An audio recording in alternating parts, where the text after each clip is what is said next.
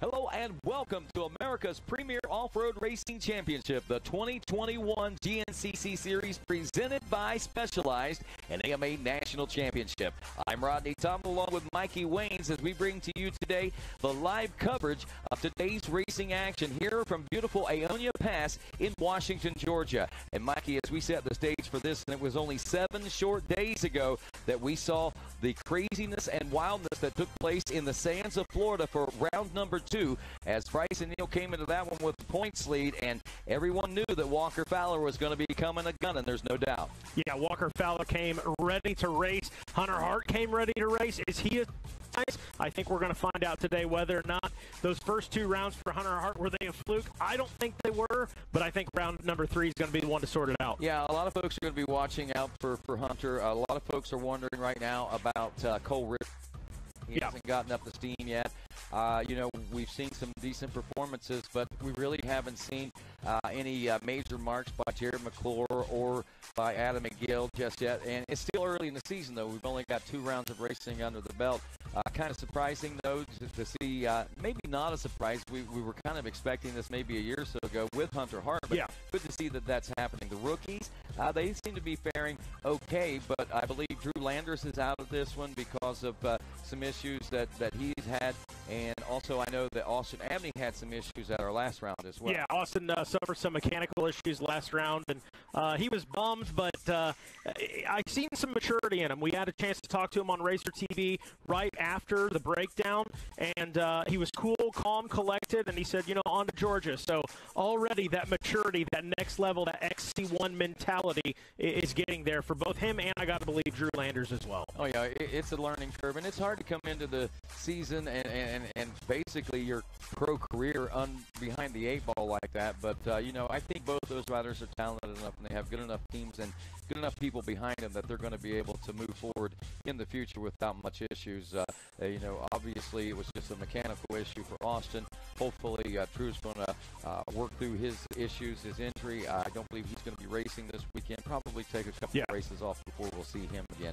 However, speaking of our last race down in Florida, we had a barn burner, and like I said, you know, leading into this, Walker Fowler, you know, after sustaining that loss, the first loss since like 2015, I think he had incurred in the opening round of GNCC Racing, Walker Fowler came to Florida with a bit of a chip on his shoulder. But at the same time, Bryson Neal was coming with a lot of momentum. Yeah, that nails it. Bryson Neal was riding on another level in round number 2, but cool, calm, collected, poised, whatever you want to call it for Walker Fowler. Just don't call it luck, as we saw in the post-race interview. I don't know where that all started, but I think Walker was there to make a statement, and I look to see some more of that in round 3. Yeah, surprisingly, the motocross racer, Wesley Wolf, getting a phenomenal start, and he backed that up on Tuesday with a 3rd-place position finish at the Daytona ATV. So congratulations to Wesley Wolf. We'll see if that translates into great things for him as well here this weekend. Maybe he can keep the momentum rolling on his side and put together that entire 2 hours. That's going to be a little difficult. Yeah, it's Rodney, we were talking before today's race. I think we rattled off 7 to 8 guys that we believe either have GNCC wins or certainly have the ability to go out there and get a win today. So I'm looking forward to seeing how things shake down in that XC1. Yeah, you know, the big question I think probably on a lot of folks' minds after that big race there in Florida where we saw, you know, Hunter Hart getting out to a lead there on the first lap. I was talking with Walker Fowler. He said, you know, they kind of had a game plan going into that one. If Hunter was in the lead, he was going to go, or when they got to the water holes, Hunter was going to lead first through so that Walker could get through, and then he could key off Walker in other parts of the track. So good learning experience for Hunter. It was kind of a trade-out for him, so to speak, if he would have gotten buried there. But, you know, pretty interesting strategy that those 2 riders were using. But, man, the way that Bryson Neal came on as the race wore on, it was unbelievable. Obviously getting that penalty off the start, 15 seconds right off the bat at the end of that first lap. He turned the fastest lap on lap number 2. He bridged that gap on lap number 3. Even, was battling back and forth with Walker, taking the lead a couple different times. I think the two biggest takeaways in round 2 were Cole Richardson. After the race, he said he felt like he inherited 3rd place. He said, that's not how I want to get a podium. I look to see him be very hungry today, and without a doubt, Bryson Neal is going to be starved for a win here today. No doubt. You look at the point standings right now. Bryson has 30 points. Those are the 30 points that he gained in that one round of racing. He's still ahead of Jared McClure, who in 2 rounds of racing has only accumulated 30 points. That puts him right now, I think we're looking 25 points out of the lead from Walker Fowler. Theoretically, it's a long road to hoe as far as those point standings. But I think even more interesting, Hunter Hart, the youngster, consistency paying off for this rider. Like you said, like a lot of people are wondering, those first flukes were the real thing. Will Hunter Hart be able to ride consistently in a podium position or battle for a podium position here in round number 3 and as the season wears on? I have to think the kid really seems to be finding some stride out there. I think he's going to be a threat, but like we know, there's 7 guys. So if 7 guys can take a win, 7 guys can take any one of those positions as well. So if you're running in that top 7, I think you're doing extremely well in the 2021 season. That nails it right there. And, of course, Rodney, the XC2 this season, obviously we're going to have a new champion in that one with Austin Abney moving up to the XC1. There was definitely some good racing in the XC2. Yeah, and this one, Mikey, this one's still up in the air. There's a lot of names and a lot of faces and some unfamiliar faces, people that we might not necessarily expect to see running up front. That's the excitement of the XC2 class, and we're going to focus a little more on that throughout the course of the show today because those guys are putting on a whale of a show. We may not have the flash and pizzazz that we've had in recent years, at least in the early part of the season. We haven't noticed it yet, but I think if we dig a little deeper, we're going to be able to figure that out. Well, as we get ready for today's race, I think it's time to take a look at the Yamaha track map with Jared Bolton. Thanks, guys. Welcome back once again to Georgia. Sun's out. It's a beautiful weekend for racing here at the awesome Aonia Pass Motocross facility. There's a reason we keep coming back here. People really, really love this place. And I know I'm going to go ahead and say it. I've done so good so far this year not saying this, but this place has something for everyone. And I know I said that all last year, but that's really true when you come here to Aonia Pass. There's fast trails, there's tight trails, and there's stuff right there in the middle of it. And, of course, there's motocross track as well. We're actually not running the motocross track this year because, like I said, the sun's out. It's really, really dusty. We want to keep it as safe as possible. So we kept the guys off the motocross track, keep that dust down. Yeah, we've got a water truck. Yeah, we can water it. But the dangerous thing is when you start watering in the middle of the race, man, you come around one lap and it's all dry and hard packed. Now all of a sudden, that hard pack turned into slick. We don't want to do that to those guys. So we cut out the motocross track this year, but we made up for it. There's great woods. There's some awesome sections of, believe it or not, there's new trail mixed in with some of the really, really popular sections that we run here each and every time. Overall, this is a beautiful course. It's going to produce some great racing because, like I said, there's something for everybody out there. Give everybody a little bit of an advantage here at Aonia Pass. Back to you guys. All right, thanks a lot, Jared. And Mikey, I tell you, we've got a great track, great weather. It's warm here today, maybe warmer than it has been through the first 2 rounds of racing. Some overcast skies might be a little bit of a relief, but that heat's out there. The course is dry, so there will be a little bit of dust. I don't know that it's going to be much of a factor. We'll just have to wait and see. I'm ready, Rodney. We're going to take a quick break, hear from some of our sponsors, and when we come back, Rodney will be down on the starting line with those iconic 10-second calls. Rocky Mountain ATV MC, retailer, distributor, manufacturer, product developer, parts tester. This is what we do, but who we are is something much simpler. We're riders, like you. 100% employee owned and operated, a company built by riders, entirely for riders. Rocky Mountain ATV MC, get ready.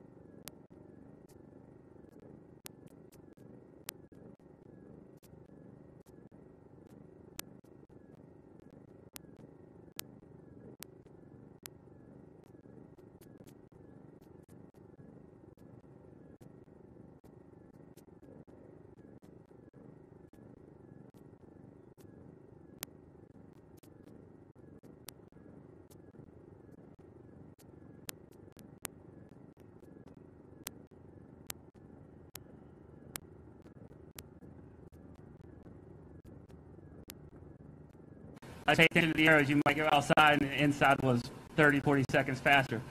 That'll bring you back across the two-way here, back to the 9-mile mark, and tie you back in from where you took off. So you guys are right at, let's see, about 11, 10 and a half, 11 miles. So it should be a lot of fun. Just make sure you're paying attention to those arrows the first lap with the dust and stuff, and after that, you'll be good to go. So good luck and have fun. And one last reminder, safety first. GNCC racing, like all motorsports, can be dangerous. Racers, now that you have had an opportunity to inspect the course, have heard the race procedures and a description of the course, if you feel that either you or your machine is not prepared, now's the time for you to withdraw for a complete refund of your entry fee, no questions asked. It is your responsibility to operate your machine in a safe manner, maintaining control at all times. Extreme caution is required when approaching areas with high concentrations of fans, crew members, and family members. Do not take unnecessary risks that endanger the safety of fans, crew members, and family members. You will be penalized for reckless racing. Crew members, family members, and race fans. Due to the nature of GNCC racing, there is no fence barrier around the race course. It is your responsibility to keep yourself and your children a safe distance from the race course. Never turn your back on oncoming racers, and remember, stay off the racetrack. For the safety of everyone, unauthorized drones are not allowed at GNCC and will be confiscated.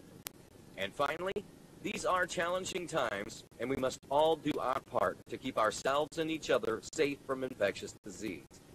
Please maintain a safe 6-foot distance from people you do not live with, and wear a face mask when you cannot social distance. Wash your hands often and use hand sanitizer. And although we realize this may be an inconvenience, it is necessary.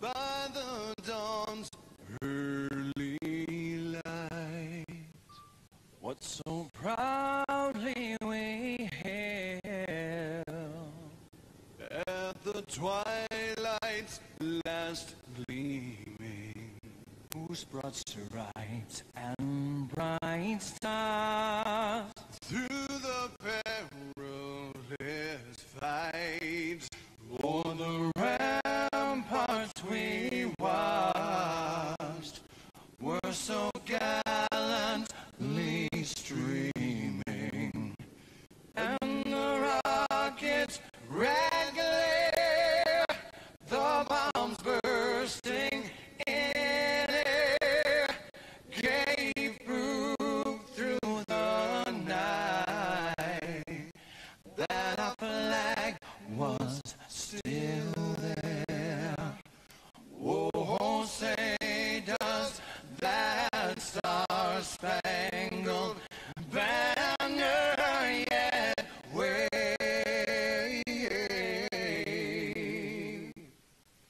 o'er the land of the free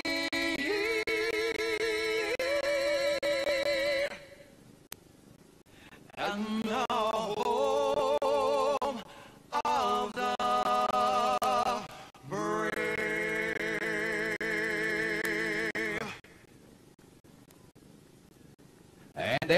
have it, folks. The stage is set, and GNCC Racing about ready to roll one more here on a Saturday from the Georgia Motorplex.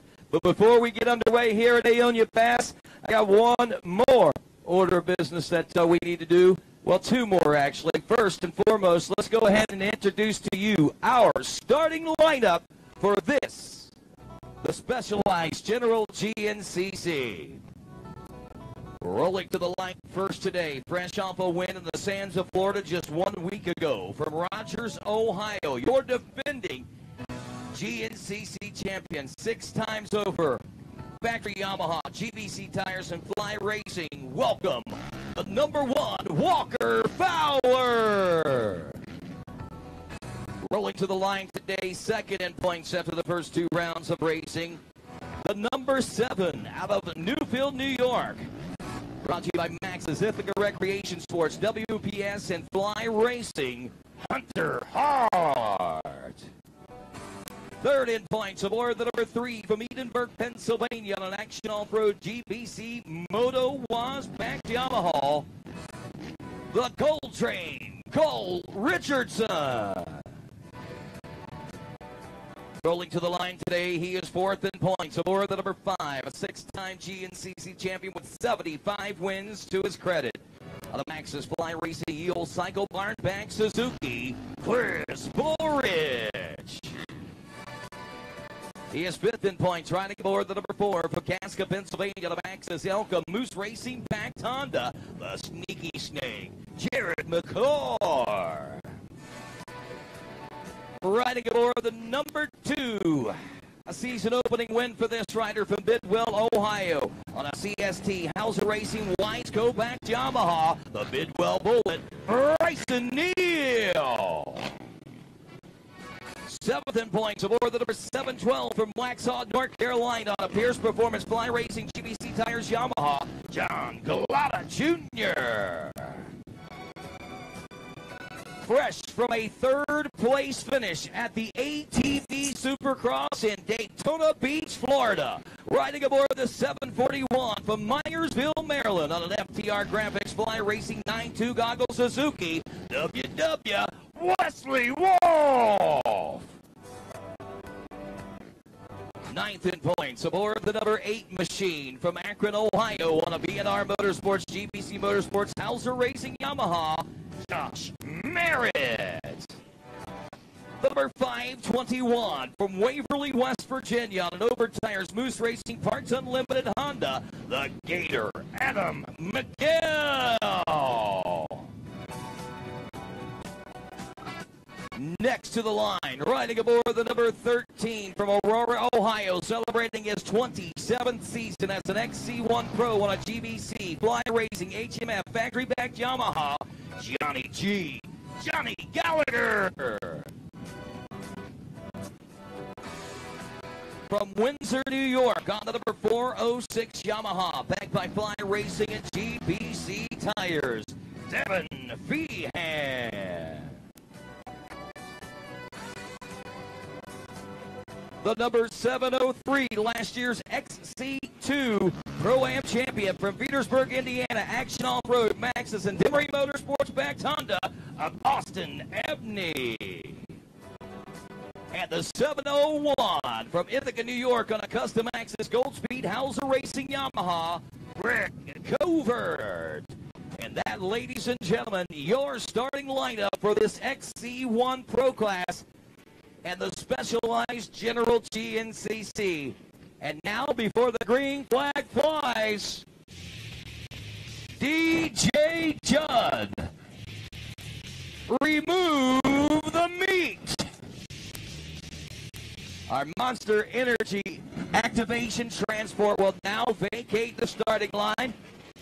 Our stage for opening ceremonies and, of course, setting the stage for this start of round number 3 here in Georgia. 77 degrees under some partly cloudy skies, but a lot of sunshine raining down on us here today. Even warmer, even stuffier than it was a week ago in Florida. So we are set and we are ready for the big things to take place here in Georgia. Will the heat be a factor today? Will the dusty conditions be a factor today, as it has not rained here for 2 weeks, and we are looking at very dry conditions as far as heading into this third round of racing is concerned. Are we concerned about dust? Not yet, but time will tell. And speaking of time, Ricky Towery is about to start the clock as our maestro of ceremonies, the conductor, steps out now as he gets set to signal these riders of 1 minute before the GNCC gets underway. 1 minute. We are 1 minute away from the waving of this green flag and the intensity of the 2021 championship to reach here early on. A lot of excitement fills the air. Can Bryson Hill strike back today and regain some points? Will Walker demolish the field, or will someone new step up as we shut them down, shut them down, shut them down? We are now less than 30 seconds away from going GNCC racing. Gotta ask you, are you ready to go GNCC racing? Come on, Georgia. Now, I know you can do better than that, so I'm going to ask you one more time. Are you ready to go GNCC racing?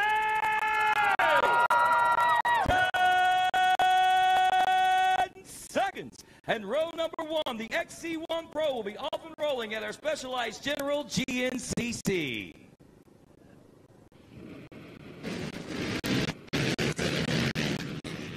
A mad dash in the turn number 1, side by side. It's Walker, Fowler, the number 4, McClure, and a 521 of, you guessed it, the Gator Adam McGill moving into second now. So we go down to the XC2 Pro-Am class.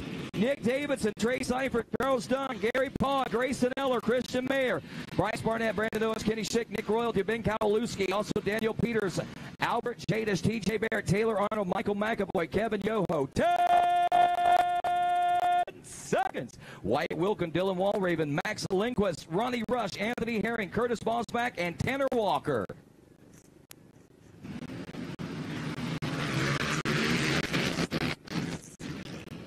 Around the first turn, whoa, it's bump and grind, it's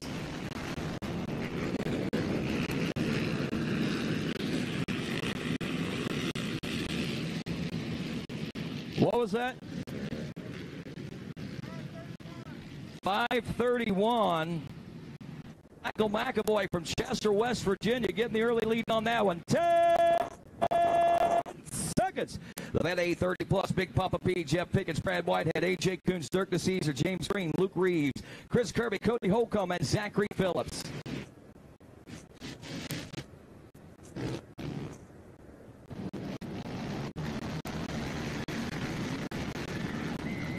Oh, it's the 29 of Brad White.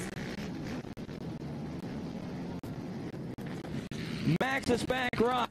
The senior A40 plus class, Ryan Axline, Shane Worth, Joey Cooper, Kevin Henry, Brian Foltz, Nick Lambruno, Jason Walker, Chris Conklin, Todd Muscala of the Marlboro Man, and Ryan Shaw in 10 seconds.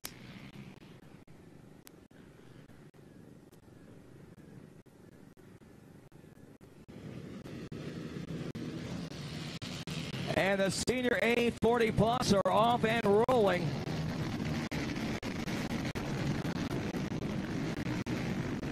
A28, Brian Shaw from Harrisville, Pennsylvania, taking the early lead in this one. Got Davis Brenton, Dalton Keys, Trey Redmond, also Evan Barrett, Dylan Hagerman, Alex Seaman, Dominic Stevens, Keaton Henderson, Ethan Meyer, Wesley Wirtz. 10 seconds. Nathan Dearborn, Slater Collins, Tyler Coulter, Chase Allison, Gavin Jenkins, Lane McCormick, Cody Forrester, Trenton Benskin, Corey Vandeliner, Caden Ryan, Cameron Davey, Stephen Harrell, and James Claw, the College A, 16 to 21-year-olds. College A off and rolling.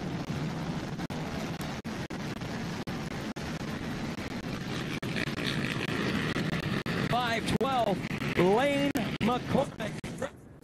Youth ranks from last year out of Muncie, Pennsylvania. You this fly racing actually 2 years ago. Still kind of fresh. It's going to be a force to be reckoned. Junior A 22 plus in 10 seconds. Justin Miller, Caleb Edwards, Brody Livingood, Jacob Ballball, Chris Leak, Jeremy Ladon, Bryson Mullahan, also Alex Alioff, Mitchell Adabu, Justin Collins, Todd Fiddler, Brendan Young, Wesley Scott, Noah Landis, Jared Little, Chase Chadron, Brad Anderall, Brady Myers, Colton Kendall, Joseph Crayenbowl, Devin Masters, also Cody Parmatter, Michael Lancaster, Cody Stewart, Dustin West, Cameron Quaid, and Zach Wright. Oh, we've got carnage in turn one. About 4 bikes piled up there. Riders being helped to their feet right now. Hopefully everything's going to be all right as we go to the Vet B30 Plus class. David Kite, Nathan Tickle, Ryan Simmons, Ben Dunlap, Benjamin Jones, Curtis Tarman, also Darius Dillard, Luke Bender, Nick Miller, David Nicely, Mark Blady, also Jason Ellis, Mike Reiser, Nicholas Kasmarski, Tim White, Ryan Leckrone, Kenny Rich Sr., and Adam Derrick ready to roll in 10 seconds.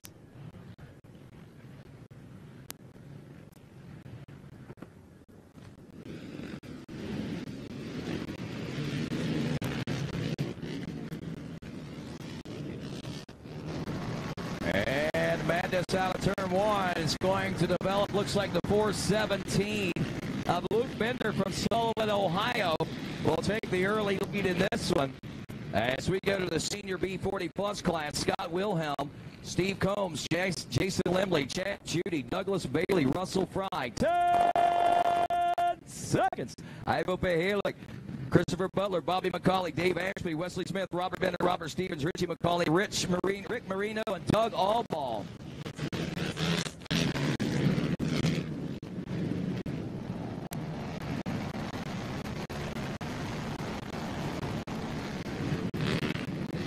.179, Jason Limley out of Mount Morris, Pennsylvania, taking the early lead in that one.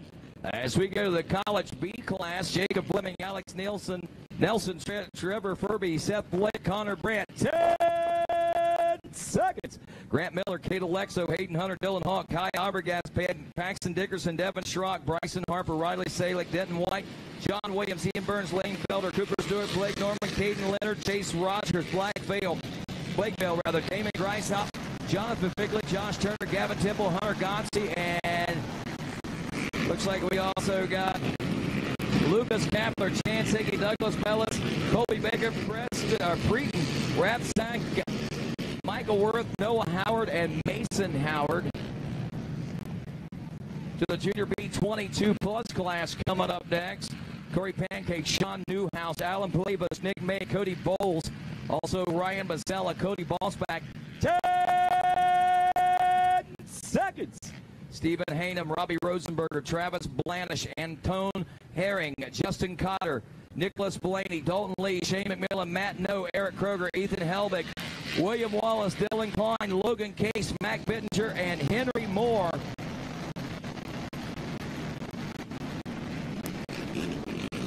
'86, Sean Newhouse from Arrigo, Ohio on an LS4 Extreme Tech ATV Brap Motorworks spec machine will get the early lead in that one. And as we check the start grid, it looks like we're clear there. But we're clear. There goes Jared Bolton, the #1 Cowboy, off to sweep the trail. With that, we are off and rolling into lap number 1.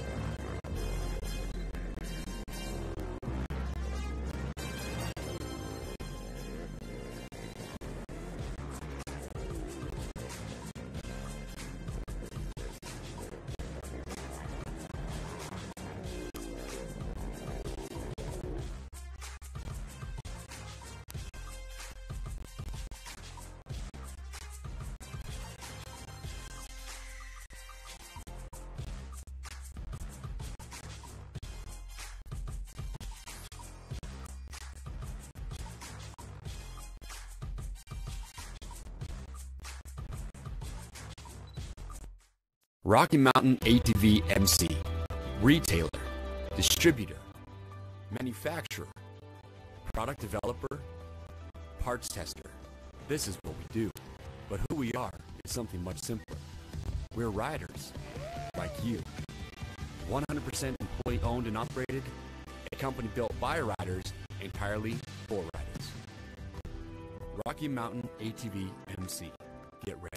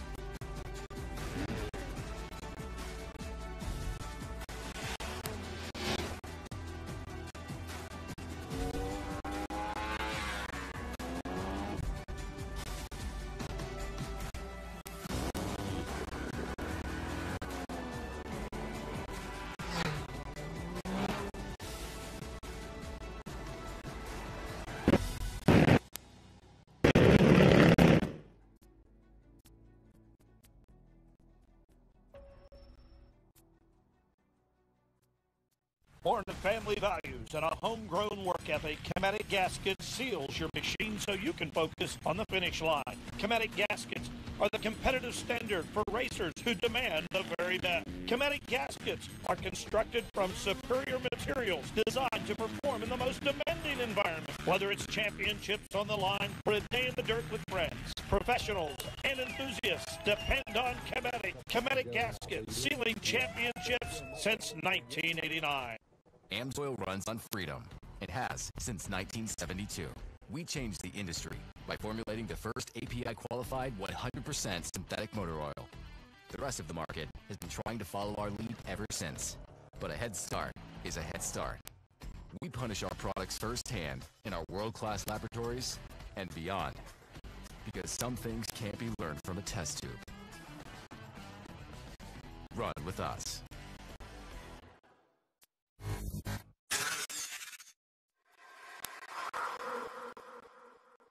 Last season was my best season ever by far. I won a lot of races. I won a championship, and it was also my first year using ARMA. And one of the things I noticed was just my ability to string good days together. You know, like especially in the summertime in Florida, where you're riding every day and the heat index is 108 degrees, and you're doing 230s and going to the gym and bicycle and all that stuff. I think in the past I've been super inconsistent day to day. Yeah, I may have a good race here or a good day during the week there, but overall, I think where I improved the most was my consistency in my recovery.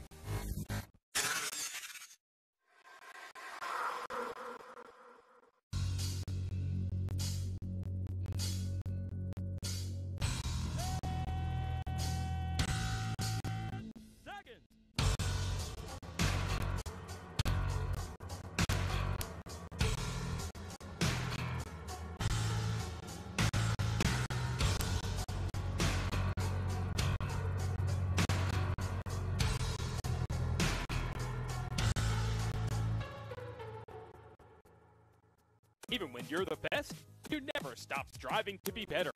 The all-new from the ground-up 2019 Yamaha YZ250F is available at LoJack Cycle Sales, alongside the all-new YZ65 and YZ85, and refined YZ450F.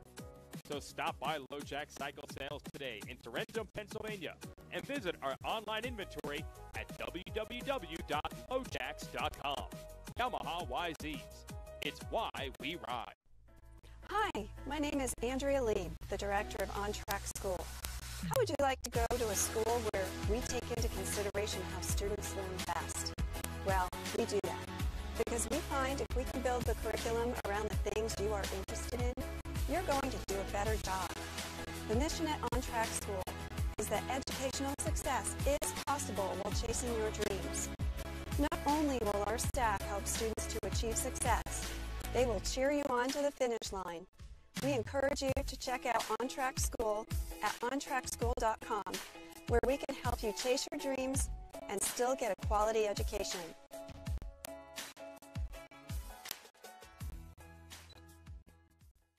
We are American motorcyclists. We are members of the American Motorcyclist Association. Racers, fans, and crew. We come together for this sport we love, to race together, to grow together. We start young and not so young. We race motorcycles and ATVs. We become friends. We become family. We compete for weekend bragging rights and national championships. We make memories on the toughest off-road courses in the country and on the best motocross tracks in the world. Some of us aspire to the speed and poise of road racing or the fierce competitiveness of American flat track, and we honor our greatest champions in the AMA Motorcycle Hall of Fame. Through it all, we cheer, we win, and we lose. We are racing. We are the AMA.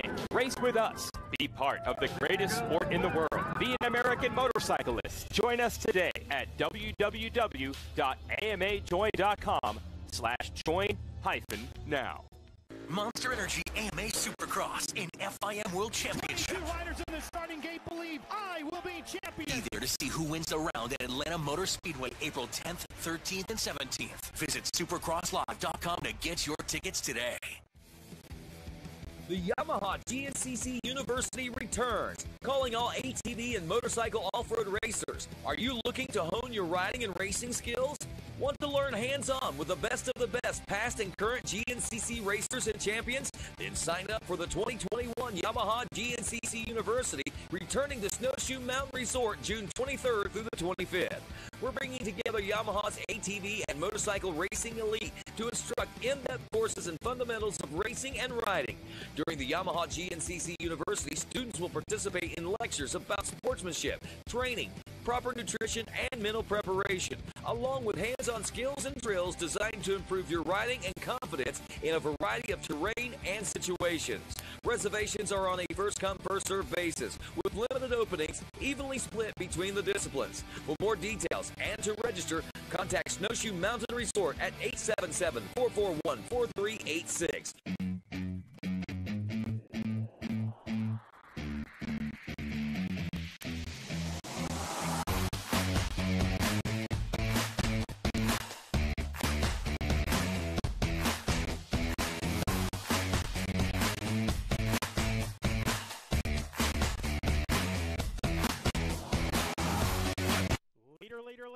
On screen, Walker Fowler ripping and rolling through mile marker number 4. This is Mikey Waynes, and you're watching GNCC Live on RacerTV, and that man right there already trying to stretch it out. You've already heard from my colleague down on the starting line, Mr. Rodney Tomlin, with those iconic 10-second calls, and this is round number 3 of the 2021 GNCC Racing Series, presented by Specialized, an AMA National Championship, and this is kind of where the race is at right now, that number 2 spot. Now starting to see these gaps open up a little bit right here.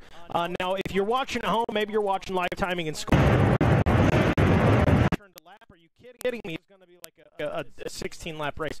No, you're fine. That first lap, a little shorter. Obviously, will count in the lap total, but we're not going to see 5-minute lap times all day long. Those will get longer after lap number 2. We'll look at that track map just here in a second. Want to keep our eyes on these leaders coming through. When they checked in, it was Walker out front, which you just saw on screen.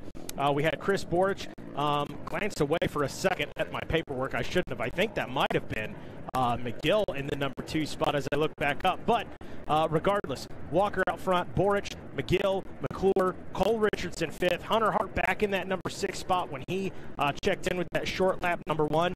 The guy that was at the back of the pack that's got his work cut out for him, Bryson Neal.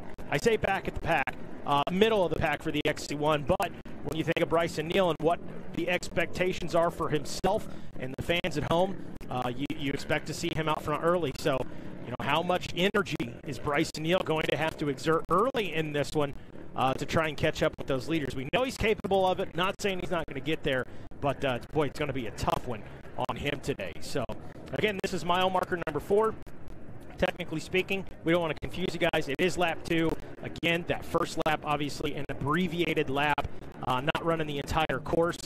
So we'll get a better idea of what we're going to look at as far as lap times once these guys come around with 2 laps completed. So we got some time before that yet. Coming into this one, Walker Fowler coming off the win, looking to go back-to-back.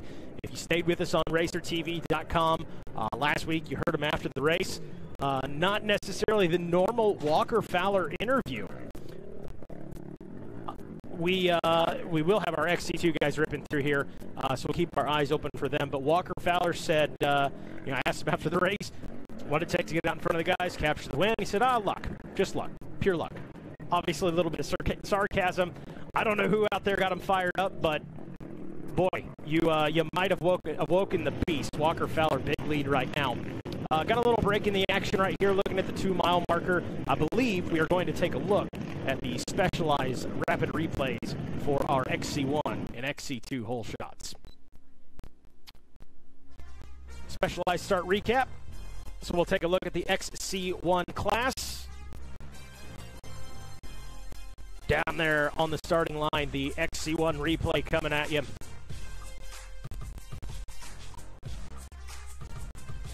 Ricky Towery with the waving of the green flag, off and rolling, jockeying for position. You can see Walker Fowler there on the inside, and McGill battling for him right behind him, but it was going to be Walker Fowler taking it. McClure right there in that number 2 spot, and McGill following behind him in the number 3 position. So some of the I guess at this point you could say old wily veterans out in front, ripping and rolling, and boy, if you're a Walker Fowler fan, that's where you want to see him. If you're anybody else, you don't want to see him out front like that early, trying to stretch it out already. We take a look at the XC2 replay, our specialized rapid replay. Ricky Towery got her dialed. Got the 10-second call from Rodney Tomlin.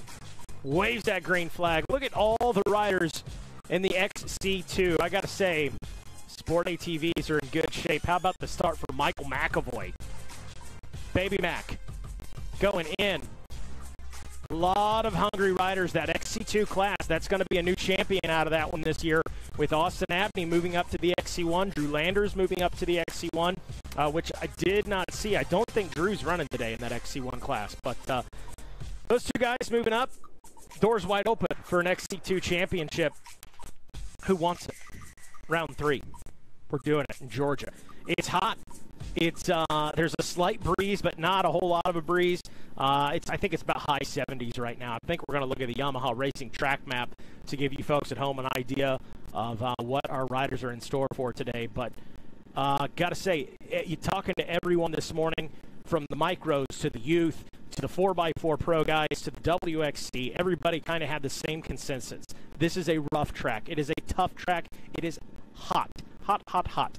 So this track map, the specialized General GNCC, beautiful facility down here at Aonia Pass, gives everybody a little bit of everything, kind of a classic GNCC track, if you will. Obviously, our 2 featured sections, the FMF PowerPoint, there between the 9 and the 10, and then between the 2 and the 3, that monster mile where we saw those leaders coming through a moment ago, battling for that number 2 spot. So there you go, guys. It's going to be a good one. Like I said, it's hot. It's dusty. I don't think Jordan Ashburn and Josh Strang are battling for second, but that's okay. That's right. That's tomorrow. Maybe that was a prelude.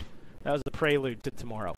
But right now, ATV racing out on the track. These guys should be popping out of the woods here in a moment, and we'll get our eyes on them. But, yeah, what a beautiful facility. Been coming here, been here several times, and is a lot of folks in the GNCC racing world. They talk about round 3 is kind of that race where things start to take shape as far as how the season is going.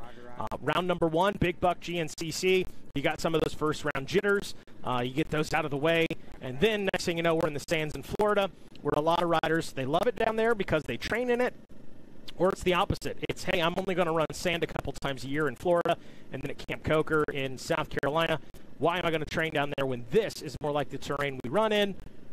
So it's a race of survival. So then once you get to Georgia, it's like, all right, no more excuses. It's not round 1. Those round 1 jitters are done with. We're not in the sands of Florida anymore. It's put up or shut up time.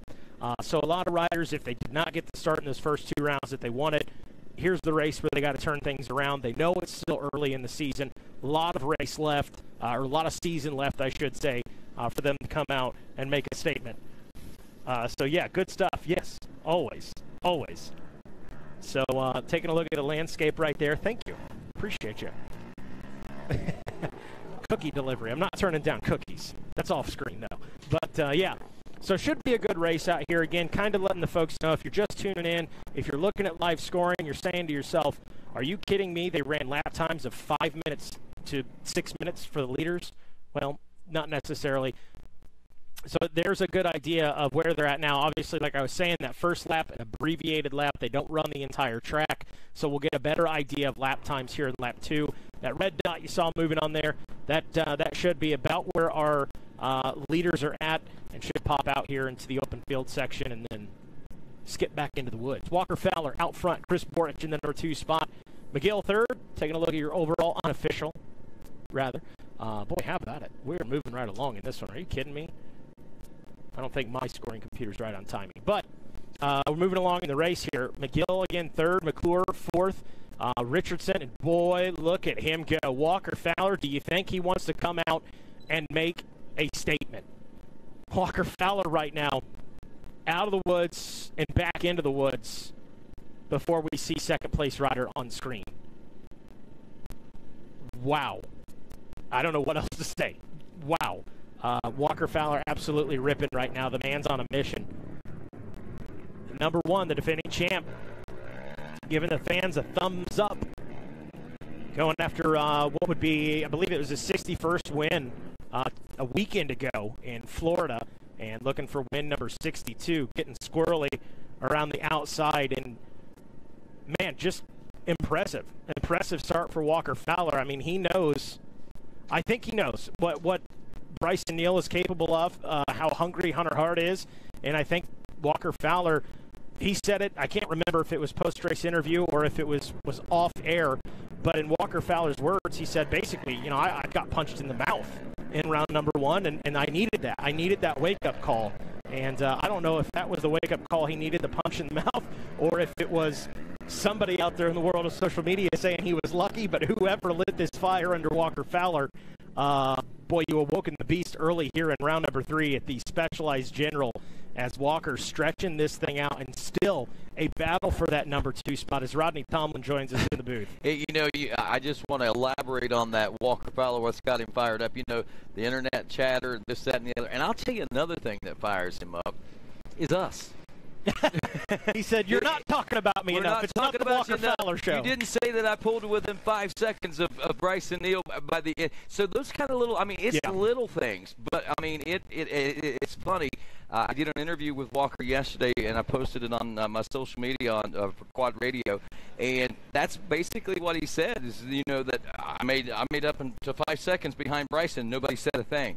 Well, hey, so it's our fault. For the folks at home, they're like, man, Walker's back out front. Blame me and Rodney.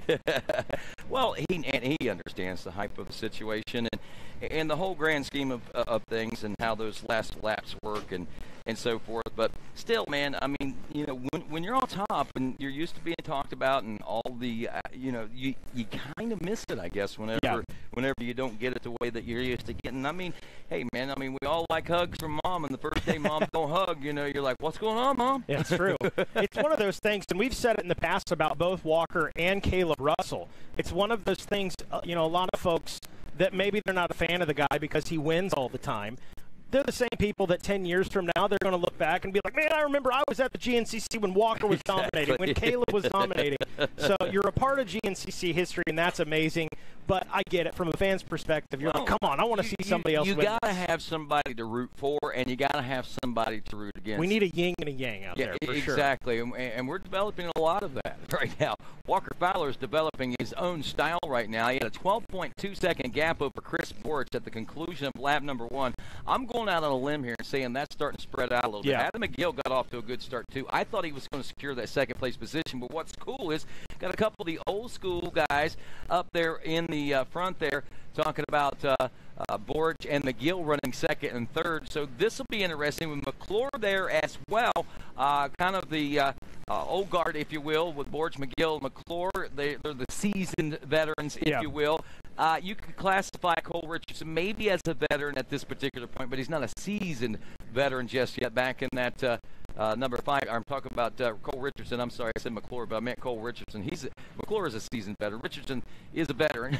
Hunter Hart, he's starting to establish a little veteran status now after a few years in his 61 class. And obviously Bryson Neal, a veteran, Greg Covert, John Glotta, still new to the class, Josh Merritt is finally really starting to see some big things out of him over the course of the last season or two. And here at the 9-mile marker, as we approach the 28-minute mark, Walker Fowler continues to dominate and basically destroy this field here on lap number 2. This was kind of what I expected to see, honestly, in Florida. Remember, I talked about it. You know, Walker's going to come out with a chip on his shoulder. Well, that chip, he's got rid of the chip. Now he's just out here for fun and just proving points and explanation points. He got off, obviously, to a great start. There's no doubt about that. Bryson Neal, not sure what happened to him off the start here today. But that was a tricky start. A lot of people getting collected in that first and second turn out there. Well, more so in the first turn today than generally we see. And that was surprising because that was the left-hand start. Normally the left-hand starts are a lot more action-free, I think. But these guys are all, I mean, that's just everybody through the entire 200-rider field that was on the starting line this afternoon. Everybody's hungry. Everybody's digging deep, trying to establish some sort of name or dominance here in the early part of the 2021 season. Out of the FMF PowerPoint, we're watching riders go by now. And there are some of our two-wheel riders, I think, as we wait on the leader at our next point here. We see a lot of guys bicycling out there. You want, what's the bikes doing on the racetrack? Well, they're also out checking out the course for tomorrow's two-wheel action that's going to be taking place. And also, tonight is our first round of EMTB GNCC. Started out this morning at 8 o'clock with micro ATVs, 50 cc's, then micro motorcycles. 9:30, we had youth ATVs. 11 o'clock, we had the amateur races. Here we are. 2 o'clock for the big pro XC1, XC2, and A and B classes. We still got EMTB GNCC and ePeewee racing that's going to be taking place at the finish line.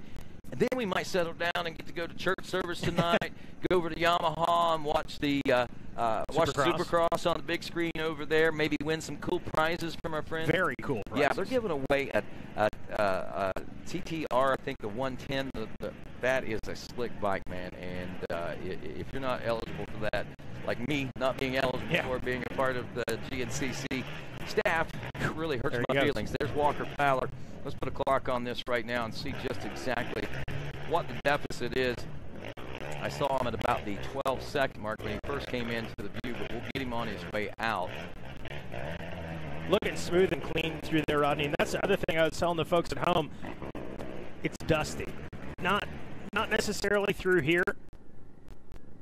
But there's Walker Fowler coming into the finish line chicanes. I'm sorry. No, I was going to say it's very dusty, especially this section right here, which I'm sure they've put some water down. But I can tell you firsthand, it was difficult to see, and you could see it in some of those riders in the 4x4 pros and the WXC as they hit some of those sections. It was, hey, I got to keep a little distance, let that dust settle, or I need to be all over the rear wheel and be on them before the dust is in the air. So some pretty technical stuff. All right, just a couple of things to point out as we get the split screen here, and I'm going to say we're somewhere in the neighborhood of over 30 seconds between first and second place right now. But pointing out our first lap, starting out somewhere around the 10-mile marker, so we were just a hair over 5 minutes for that first lap. Look at this nose-to-tail battle, and that's Bryson Neal, I believe, working up his into way third. Yeah, working his way up through the pack now. So into the number 2 spot as we wrap up lap number 2.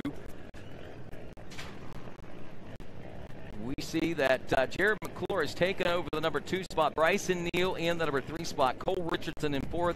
Adam McGill now dropping off to the number 5 position. But I'll tell you, these guys basically nose to tail from 2nd, 3rd, and 4th. What's that gap? 40.7 seconds. Wow, he's on a mission. The only guy that may stop that today might be the number 2. Bryson Neal just went into the number 2 spot around Jared McClure as we saw him coming out of the pits there. There's the number 5 machine with all kinds of pressure being applied to him. Chris Borge has got Hunter Hart all behind him, so some things are switching up there. I don't know, do we have some pit stops for some of these? I don't think so. I think everybody's rolled through so far. I just think that there were a couple little changes there in those short sections of track before we saw them, or between camera shots from the finish line to the pits, which is not far from the finish line itself. So that's kind of neat the way they've got the course laid out here this weekend. Yeah, I'm blown away. I know it's early. I know we still got to get pit stops to get through all of that. They'll get into lap traffic quickly here today, it seems like. I don't know what else to say. Walker Fowler putting on an absolute heater right now. All right, here, I want to point something out.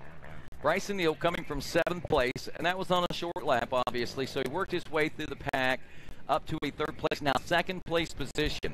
Walker Fowler turned a 26-minute, 22nd lap time with the competition, trying to battle through the pack. Bryson Neal turned a 26.36. This will be interesting now that he's in the number 2 spot. Will he be able to bridge that 40-second gap, or how much of that 40-second gap will he be able to bridge? Will he be able to run the pacer that Walker is setting up front, or will he set a new pace up front? He's pushing. He's definitely pushing. And once he's around those guys, which I believe he is, he's got wide open track in front of him, Rodney. So he can really lay it all out there. And, man, talking to a lot of those XC1 Pro guys, when they were talking about Bryson, they were like, he was riding at a pace and at a level that I just, hey, go, do your thing, because I don't want any part of it. Walker Fowler on screen right there. Kind of nice here before all the leaves are on the tree. He's got the pine needles, but other than that, we can make out that white chest protector. Yamaha live drone action here today from Georgia. This was last year whenever we got all these great shots, and then we came back 2 months later and we couldn't see through the trees because spring had set in.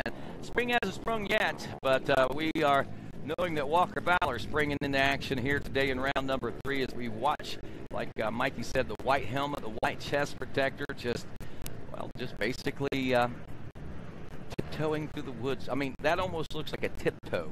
Through the tulips. Through the tulips. No tulips, but for Walker Fowler out here in this section. Man, he is on rails today.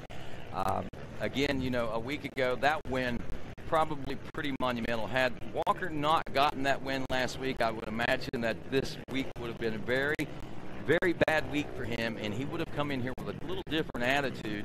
Maybe not nearly as nice a guy as we know Walker Fowler as, but he's got, the beauty of it is Walker realizes where he's at. He realizes where everyone else is.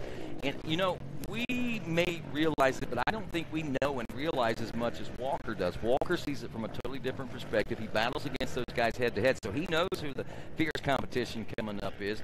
Mentioning Hunter Hart, obviously Bryson Neal, just a couple of the guys. But I think that that Walker is a little worried about Hunter and Hunter getting his momentum rolling. He did mention that in the post-race interview of Hunter's a guy coming up.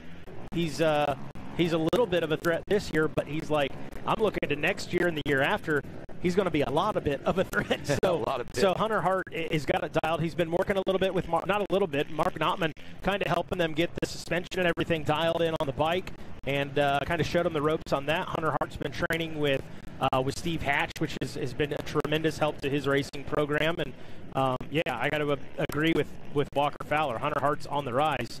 And Bryson Neal knows that too. That's another guy that's got to be in the back of his head is, okay, well, if I'm Bryson Neal, maybe I can finally get Walker whipped just in time for this Hunter Hart kid to come up and be battling with me. Right, and I don't think any ground has been gained by our pack of riders battling for second place position right now. As we look back into the XC2 Pro-Am class, just to give you an idea of what's going on back there for you folks, Kevin Yoho, former XC1 Pro rider, he's raced some age classes and hasn't raced a pro race for several years now. He's dropped back to the Pro-Am class, which he is in status for. Wyatt Wilkin leading that one on the 621. This kid's going to be one to watch, I think, this year. Kevin Yoho is going to put the pressure on him and make these kids really work for it today. Tanner Walker out there on the number 3. Brandon Owens, another kid on that Pirate MX ride out of Walker, West Virginia in 4th. Kenny Schick in 5th. Trey Seifert in 6th. Grayson Eller still battling that knee injury. The 171 Phoenix Racing machine is in 7th. Ben Kowalewski is 8th. Dylan Walraven in 9th aboard the 622. And Max Link was the rider. The AMA Pro ATV rider had a good heat race last Tuesday at the Daytona ATV Supercross. Had some trouble there in the main event, but still finished a solid top 10 there. So Max Link was rolling in 10th place. This is his third race in 7 days, believe it or not. Woof. So he raced AMA Pro ATV on Tuesday after racing at the GNCC, and he's back here again. Now, Max, talking with him, I'm not sure what his mindset is for the rest of the season, but I know he really likes the atmosphere here in GNCC. It's kind of a fun thing for him, something that he can come and do and not have a lot of pressure on as he trains and gets himself prepared for more of the battles in the AMA Pro ATV ranks as a rookie in that class. Well, we're happy to have him. For sure. I love a crossover from ATVMX to GNCC, getting a little taste. Another guy that had major success was, which we talked about pre-show, was Wesley Wolf in that third place at ATVMX, and that was after a hole shot just a few days earlier at GNCC. I tell you, if this momentum continues for the 741 of Wesley Wolf, this is going to be a banner year for him. He's outside the top 10 right now as we take a look at the XC1 Pro class. Not sure what exactly happened there on lap 1, but he is running 12th in class right now, about 15 seconds behind Covert. You know, he might just be, hey, I did all I needed to do last Tuesday. I'm just out here to ride and enjoy it. And that mindset is nothing wrong with it, because Wesley did say in an interview, if you watch the interview I did with him on Quad Radio, he said, I am going to be focusing more on one discipline than the other. He's choosing the ATV motocross side of things to do that in, and using GNCC for fun and training at the same time for that endurance level. But he says he likes GNCC. It's fun. It's just that he says, I just can't ride at the level that Walker and Jared and Bryson and those guys are up front right now. So I'll just enjoy it the way that I do now. That's fair enough. Yeah, I agree. Enough. I agree wholeheartedly. Hey, Ryan Amancio. Good to see you, my young friend. Hello. So as we roll through this one, it is a beautiful day, Monster Mile. Weatherman Mikey says 78, I think, degrees might have been or maybe it was 75 or whatever. I seen 79 on somebody's thermometer. Mostly cloudy skies is what they called for. We've seen partly cloudy skies. Yeah. There's a little cloud cover out there right now, but there's still plenty of sun. And wow, you know, you would think Florida would be our hot race. It's not. Oh yeah, no. Georgia is the hot race, and wow. It's been toasty. I'm in my second shirt change of the day. I had my RacerTV polo on, and it was blue. It was brown by the end of the youth race. And fortunately for me, the Specialized guys, they're doing some giveaways today because this is the Specialized General. So they had some Specialized shirts. They said, you want a shirt? I said, absolutely. So I thought, hey, if you guys are title race sponsor, I can get away with a T-shirt as long as it says Specialized on it today. Exactly. So I'll take it. Yeah, give me 3. I'm probably going to need I'm going to need at least 4 or 5 more tomorrow. So, yeah, we got definitely dry conditions. Just to give you an idea on what's going on there, as some of our XC2 leaders, I think, are checking through here in the Monster Mile. Again, that class being led by Wyatt Wilkin on the 621, Kevin Yoho, the 542 in second, Tanner Walker, 926 in third, Brandon Owens, 246 in fourth, and Kenny Schick was rounding out the top 5 on the 259 machine. But yeah, here we are, man, and with this race going, Mikey, no rain in the last couple of weeks, dry conditions. If you've noticed, we don't see a lot of open field sections out there today. Yeah, that was something we saw when we were looking at the Yamaha Racing track map. I said this is an old school GNCC, and I feel like that's kind of the consensus from a lot of riders as well. Is hey, you know, round 1 is round 1. You got those jitters. Round 2, we're battling the sands of Florida and the Palmettos. Round 3 is where we separate the men from the boys. Now we get to that old school GNCC. Roots. And roots, as you see the ATV bobbing through there. Some hill climbs. That Monster Mile, man, it may not be a full mile, but I can guarantee you for the riders out there, it feels like one. It's a monster. There's no doubt about that. As riders continue to check in here at the Monster Mile. Lap number 2, mile 2 at the Specialized General GNCC. Leaders waiting on the leaders to come through here any time now at the 2-mile marker, actually to the 4-mile marker. There's our spotter Hollywood waving frantically. Over here. Over here. There's Walker Fowler checking in. So Fowler still out front of this one as we get a clock on this one, 42:05 as they round the tree. When will our second place rider round that tree? We'll wait here patiently to find out. And then, of course, we'll start assessing the situation. Is Bryson Neal making up time? is it staying the same? Is Walker Fowler splitting that gap even more? I'm getting ahead of myself there, I guess. But splitting that gap even more and really putting an exclamation point on this second win in a row, possibly. So there you go, Rodney. Bryson Neal there, the number 2 machine. It's just him in the track right now, trying to catch up with Walker Fowler. We'll see if he can make it happen. But boy, this is, I got to think, Bryson Neal, the rough start that he had, we knew he'd have to work his way up the pack. That the downside of that being middle of the pack that early is, man, you got to exert so much energy. But folks at home, if you've seen the guy's a machine. He's definitely equipped for it, but how much is he going to have left in the tank as the race wears on? You get down to the end, and he's got to do that battling with Walker Fowler. Walker Fowler able to be out front and set that pace. And Adam Gordon on the radio said, I think it was about 30-second gap. If that's the case, he shaved, 10 seconds off of it? Yeah. Bryson Neal has? Yeah. Already about 10 seconds, so he went back spot to spot.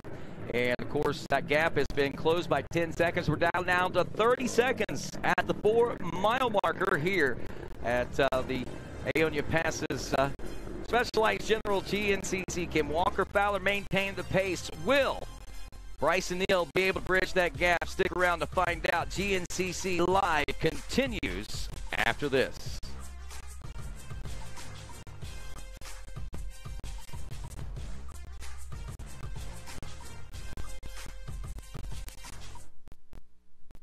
Rocky Mountain ATV MC, retailer, distributor, manufacturer, product developer, parts tester. This is what we do, but who we are is something much simpler. We're riders, like you. 100% employee owned and operated, a company built by riders entirely for riders. Rocky Mountain ATV MC, get ready.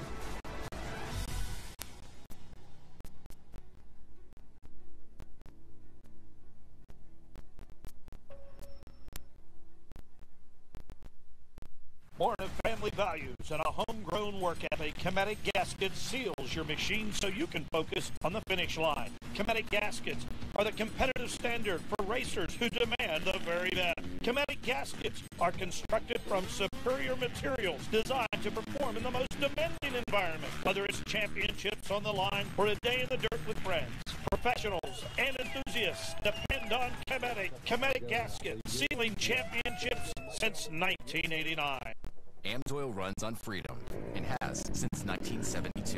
We changed the industry by formulating the first API-qualified 100% synthetic motor oil. The rest of the market has been trying to follow our lead ever since, but a head start is a head start. We punish our products firsthand in our world-class laboratories and beyond, because some things can't be learned from a test tube. Run with us.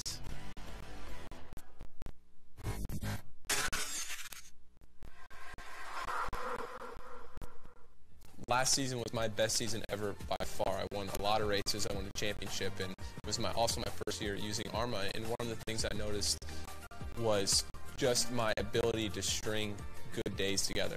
You know, like especially in the summertime in Florida where you're riding every day and the heat index is 108 degrees and you're doing 230s and going to the gym and bicycle and all that stuff. I think in the past I've been super inconsistent day to day. Yeah, I may have a good race here or a good day during the week there, but overall I think where I improved the most was my consistency in my recovery.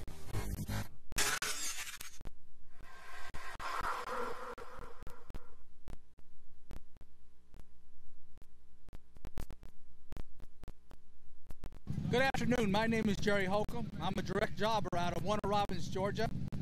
And today we're going to talk a little bit about our fuel injector cleaners that we have that AMSOIL offers to you. Our first two products that we have are for gasoline vehicles. That clean your injectors, give you better gas mileage, and also give you better performance. So you can go to the AMSOIL website and look up and see which one you actually need. Also, we have for our diesel engines, we have an all-in-one, which is injector cleaner, cetane boost, and also anti-gelling, cold flow. So people up north keep their diesel from gelling up. Our most popular product right now is our combined cetane boost and injector cleaner that really make your diesel trucks run better, smoother, and quieter, and give you more power and performance. And that's what we have in our lineup from AMSOIL. And welcome back to GNCC Live from Washington, Georgia. Aonia Pass, the Georgia Motorplex, if you will. Rodney Tomlin along with Mikey Waynes for this, the Specialized General GNCC. Looking at about the 8-mile marker right now. I think we just picked our leaders up at the 4 just before the break. So we'll be seeing, we'll be picking them up probably someplace else before now. But taking a look at this right now, I was talking, I believe, with Walker Fowler yesterday. He said that, and I have to go back and count how many times it's happened, but he says that Chris Borich has won this event 7 times. Believe it or not. Wow. Yeah, so that's pretty impressive. So getting some radio traffic, looks like Bryson's team is doing some sort of math and trying to figure out some sort of strategy out there. I think they're counting lap time right now, to be honest with you. When we went through the finish line, Mikey Waynes, we remember it was a 40.7-second gap. We were looking at somewhere in the neighborhood of 30 seconds, 4 miles into this race. So at the 8-mile marker, in theory, there should only be a 20-second gap when these riders do appear here in this Yamaha section of our race course. We're now just over 50 minutes, approaching the 1-hour mark in this 2-hour race. And, of course, excitement, just I don't believe we've hit the pinnacle of excitement. Yeah. I mean, the start was pretty exciting. Seeing Adam McGill and Chris Borich get such a strong start today and ride, a good part of the first lap or so in great contention. It was great. We've seen them both drop back to 5th and 6th at this particular point in the race. And the young Hunter Hart currently back in a 7th place position. This is not what we're used to seeing, at least through these first 2 rounds. So we're going to be keeping an eye on Hunter Hart, the number 7, to see if he's able to make some gains as this race wears on as well. There's Walker Fowler checking in at the 8-mile marker. They are blistering today, my friend. Yeah, I just keep seeing. Look at this. Look there he is, Bryson Neal on screen. I was waiting on him to pop in. So yeah, and I didn't even put I mean, I was expecting this to be a much bigger gap.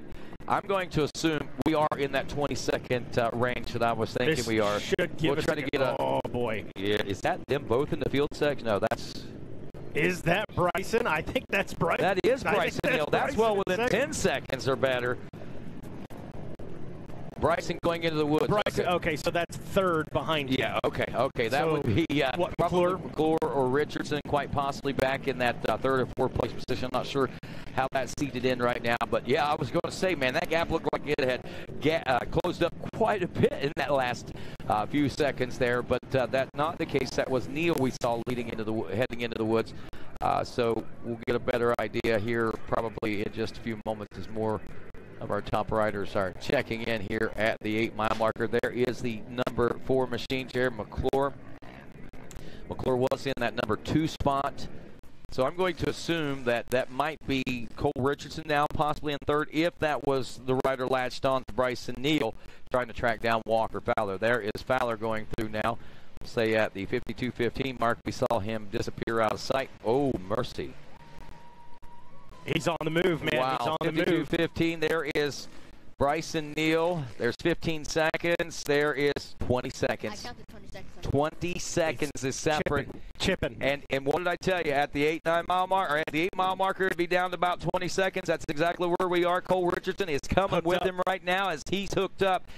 You know, we might call him the coal train, and that might be exactly what he is, a coal car latched on, latched on to Bryson Neal, who he's just letting use as the engine, if you will, to get him up to Walker Fowler. Dude, think about this. We are looking at the likelihood and the possibility, if this trend continues, a three-way battle in these final and closing moments, this last hour of racing. We haven't even hit the 1 hour mark, and we're about ready to hit a high peak in this race. This last hour is going to be off the scale. These guys are going to be spent if they race at the intensity I feel is coming.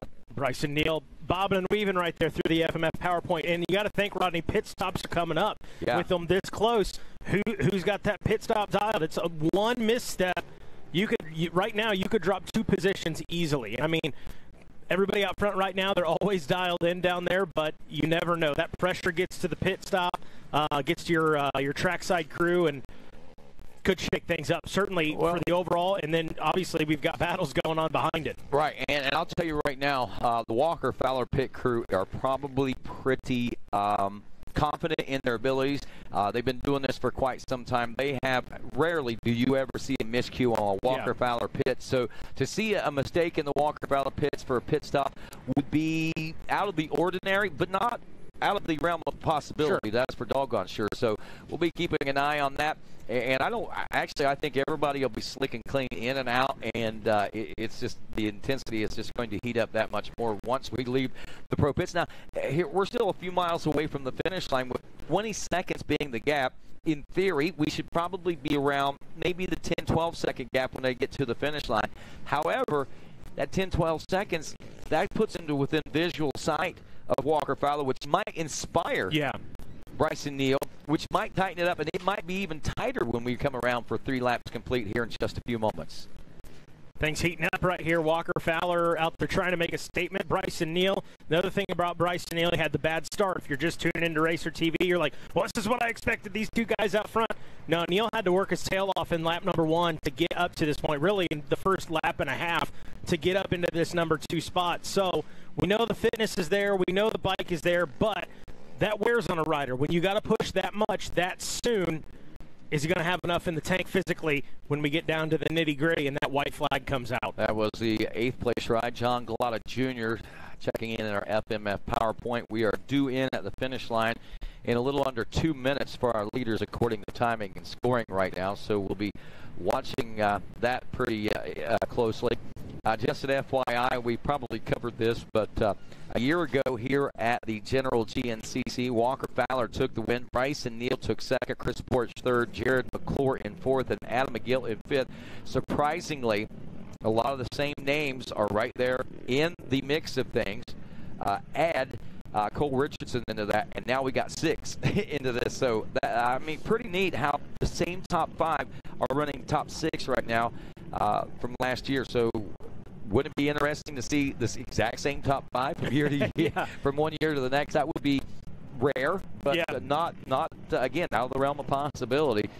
Still a long road to hoe out here as we roll through lap number 2. As we said, we're getting down to close to timing and scoring calculations of a complete lap. As we wait on our leaders at the 2 mile marker, we'll be getting those 3 lap scores times coming in here shortly. Oh, this is not the 2 mile marker. My apologies. This is right before the finish line, Mikey Wayne. So we're waiting on the leaders right here. So we should be seeing them about any time, actually. Thought I saw a glimpse of a white helmet. Yep, sure did. All right, there he is. Walker Fowler on the screen looking flawless. Well, you have to know, I have to think that Walker Fowler getting out front, you think, well, he's been pushing, but no, Walker Fowler's found the flow out front. Oh, yeah. He's conserved all kinds of energy, where the other guys working their way up through the pack have had to exert a lot of energy, like this guy right here, Bryson Neal. So he will be fresher for the fight whenever we come down to the wire. So that's going to make things very interesting as Walker Fowler rounds the final turns here at the finish line chicane, gets the 2-lap board. 2 laps to go as we roll through this general GNCC, just under the 1 hour mark, 57 minutes, and I believe checked in at 58 minutes, according to timing and scoring, actually 57:01 on our screen on the race clock. Somewhere in that neighborhood, but he's on a consistent pace, there's no doubt about it. Now, the big question is, what is that gap now? 40 seconds. We counted it down to 20, now 17.9 seconds. Fowler in the pits right now, Mikey Waynes. He's in, he's out. As I said, flawless pit stop. Bryson Neal hasn't made it to the pits yet, so we're waiting on Neal to check in. He will do that now. That 17-second gap might be good for him right now, as he's able to get a little bit of breathing done here and relax a little bit. Let's see, did he get past there? I saw some riders going by. That might have been a lap traffic, and Richardson may have elected not to pit that time around, as he was just 6.6 seconds. Okay, he is pitted. He's pitted right there. He pits at the end down there in the Geely Energy Racing pits, so that makes a little more sense that why he would have gotten by Bryson Neal. But Neal back around him as he exits the pits, back in the number 2 spot, still running in that neighborhood of about 18 seconds behind Walker Fowler, your race leader. Bryson Neal's got to feel good about that pit stop. Dad had him dialed in, had the goggles on top of the IMS tank there, and it looked clean. Gives him an opportunity to kind of take a breather. Okay, I'm doing all right. Still in that number 2 spot. Gap, I'm sure they told him 15 seconds, 18 seconds, whatever it may be, whatever the pit crew told him. He's good. You're fine. 2 laps to go. It amazes me as much as anything as we watch the Yamaha live drone coverage. There is the number 4, Jared McClure. But the intensity at what these guys are racing at, the level that they're riding at. You know, we talked about the speeds in Florida reaching in the woods, speeds of up to 45 miles an hour just a week or so ago. Well, exactly a week ago, I guess I should say, down at Hog Waller for the Wild Boar GNCC. I don't know that we're getting those fastest speeds here in Georgia today, but, man, these guys are definitely sending it through these trees today. No doubt about that. Wanted to give a shout-out. I saw Caitlin Osborne right there with Jared McClure's pit stop. She actually took the win today in the WXC class, so she was a little down on herself. She got a podium in Florida. She said, I'm coming out in Georgia, and I'm getting a win. So she got her done today. Tracy Pickens finished second. And Emily Wise, her very first time on the GNCC podium. Surprisingly, you know. And she's, yeah. And she said, Tracy Pickens stuck around. She was congratulating her, and Tracy Pickens said, we're going to see you up here a lot. I just know it. And there's no doubt. Emily, who I believe had been racing afternoon. Is that right? She's been racing College B, and maybe, maybe even moved up. I think she moved up to College A. There was a time where she got nearly every hole shot in that College B class. I called her the hole shot queen. And, man, she's got some speed. There's no doubt about it. And she is going to be a force to factor in those WXC races in our morning class battles. And we also had a good 4x4 battle today in that 4x4 Pro class. Yeah, Landon Wolf duking it out with Cody Collier. Cody Collier coming out on top. And then, that's 2 race wins for Cody. It was a barn burner, to say the least. It looks, the 4x4 Pro class, it's tight this year, and it looks a lot like that Cunningham and Wolf days. Hey, just asking, did you see the video? I think Josh Merritt may have posted it, of the 4x4 ATV that hydroplaned the Michael Relier. Is that no, I'm sorry. He was Michael Relier sunk it up to the handlebars. Whoever went through there at 300 miles an hour like it was a jet. I can't remember who it was, but that was gnarly. That was pretty cool. He actually hydroplaned about a 75-yard section of water and didn't touch. I mean, I don't know if the water was much more. I mean, it could have been 10 feet deep. It could have been 3 inches deep. I don't know. Didn't matter. But he was on top of it regardless. Full send, fearless. It was no doubt. Halfway point of this race, so we are a little over 1 hour into this one now, as Walker Fowler continues to lead. Bryson Neal is who we're watching on our Yamaha live drone right now out of Bidwell, Ohio. The B. Neal Motorsports CST Hauser Racing back drive. Got a chance to catch up with Bryson yesterday in our pre-race reports. I don't know if you folks saw that, but a lot of good. I will say this: keep an eye out. I'm headed home. Bryson's headed home. We live about 35 minutes from each other. Well, probably about 25 minutes from each other. We're going to meet in Jackson. We're going to do a live quad radio, I believe, this coming week. So we'll be able to talk about these first 3 rounds of racing and get the scope of what he's looking forward to as far as the rest of 2021 is concerned. That's coming up. I'm not sure which night, but one night this week. Coming up, we will be live with Bryson Neal on Quad Radio. I feel like Bryson Neal, he knows I got to win. And if not every round, I've got to be in the top 2, period. Because here's the thing. Quite frankly, Walker Fowler, when's the last time he had a DNF? When is the last time, he had a mechanical error or something like that? It's so rare. Bryson Neal knows that, and he knows after round 2, hey, now the pressure's on me. And I got to go out there and perform. And without a doubt, we're seeing it right now. I know he's still in the number 2 spot. He's got the axe out. He's chipping away at it. And I think before the white flag comes out, we're going to see those guys battling. There is a 25-point difference right now that separates Walker Fowler and Bryson Neal back in the 7th place position. He's got 30. Walker Fowler has 55. In theory, if Walker was to finish second behind Bryson, it would take 5 races for them to be tied in the point standings. That's if that works out that way. However, if Walker wins, Bryson falls back out of the 2nd place, he's going to lose even more points. So it's going to get interesting. And if Bryson's able to win and Walker somehow or another, say the rails come off and he doesn't finish 2nd or he doesn't finish 3rd, those points are going to start to add up for Bryson if, and this is a big if again, if he's able to get on a winning streak and start chipping away at that championship.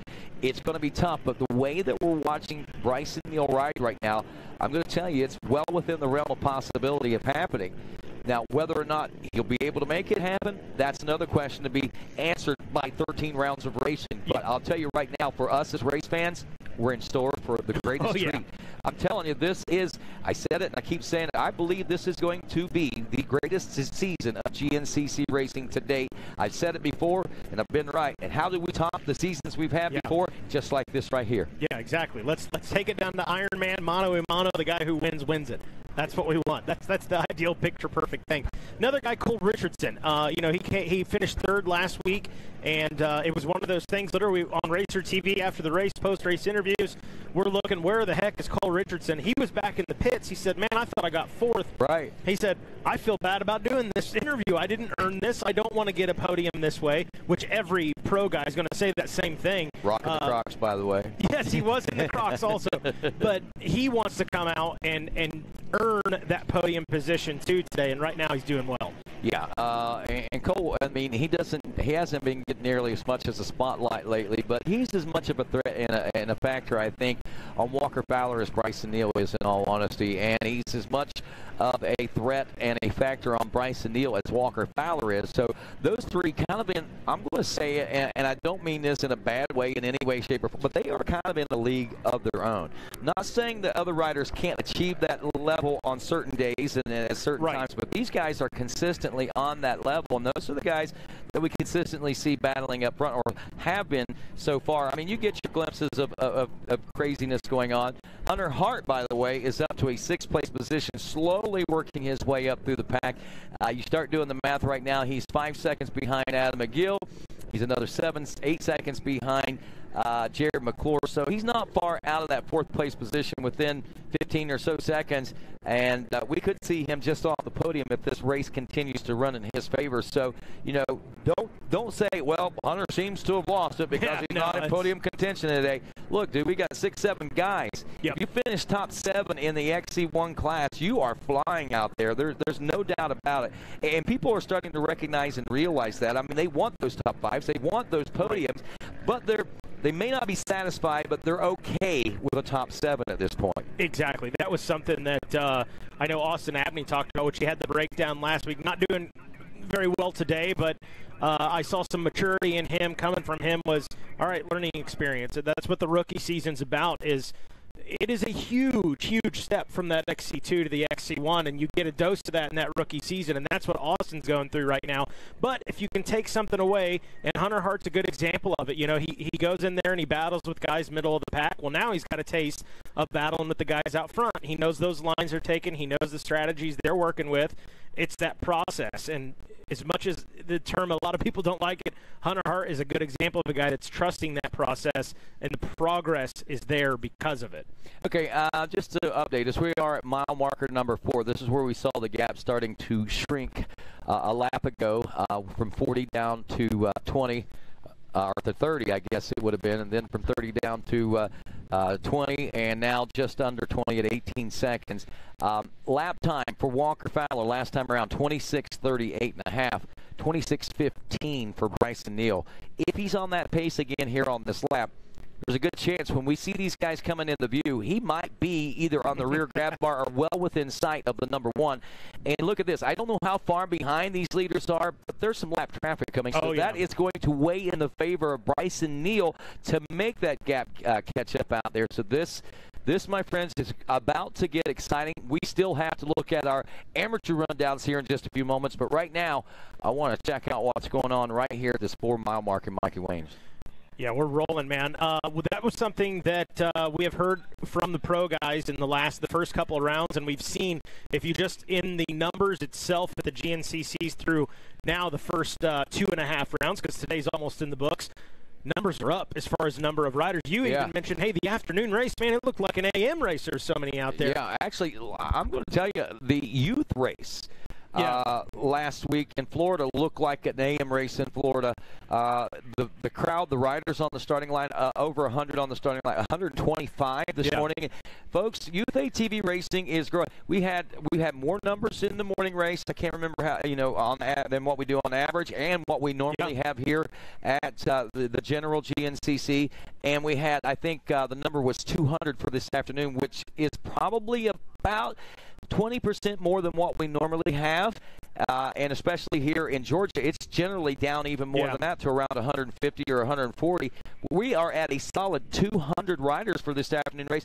Tell me, ATV racing is going by the wayside. Manufacturers, wake up, start making these things again. I don't know what the holdup is on it. I get it, man. Everybody likes side-by-sides. You've sold as many side-by-sides as you're going to sell. Let's get these ATVs. And speaking of ATVs, there's Walker Fowler leading the way, and he is going to lead the way for people to buy. Look at that. There's Bryson Neal.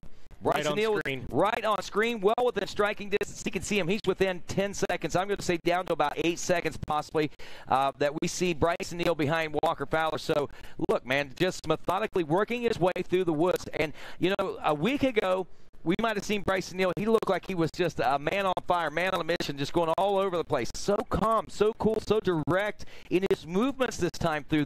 He seems to have really maybe learned some things from that last round of racing, pushing the machine, pushing himself. Obviously, the broken flaxed him on his steering. Oh, yeah, that heartbreaker.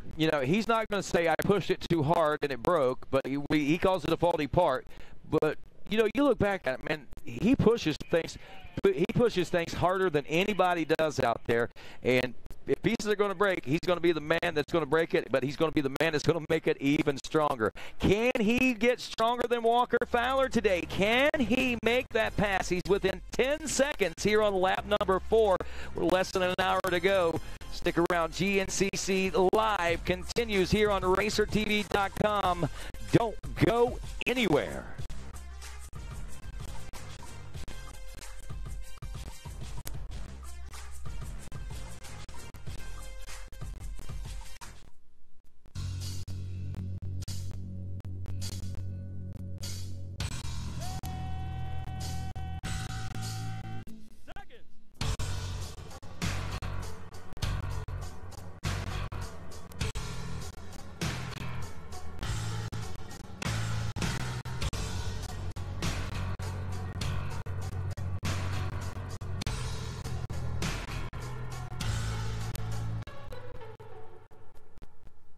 Even when you're the best, you never stop striving to be better.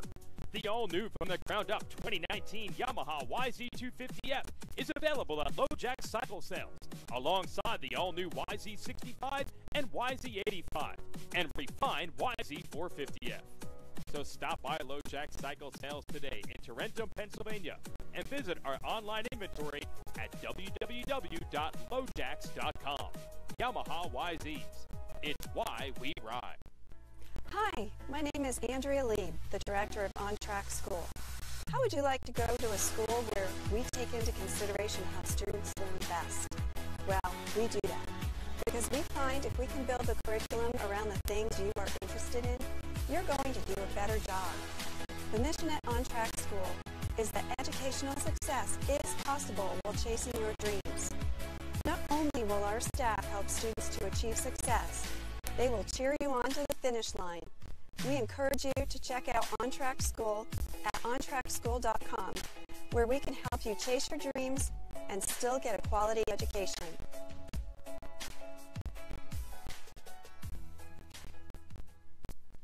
We are American Motorcyclists. We are members of the American Motorcyclist Association, racers, fans, and crew. We come together for this sport we love, to race together, to grow together. We start young and not so young.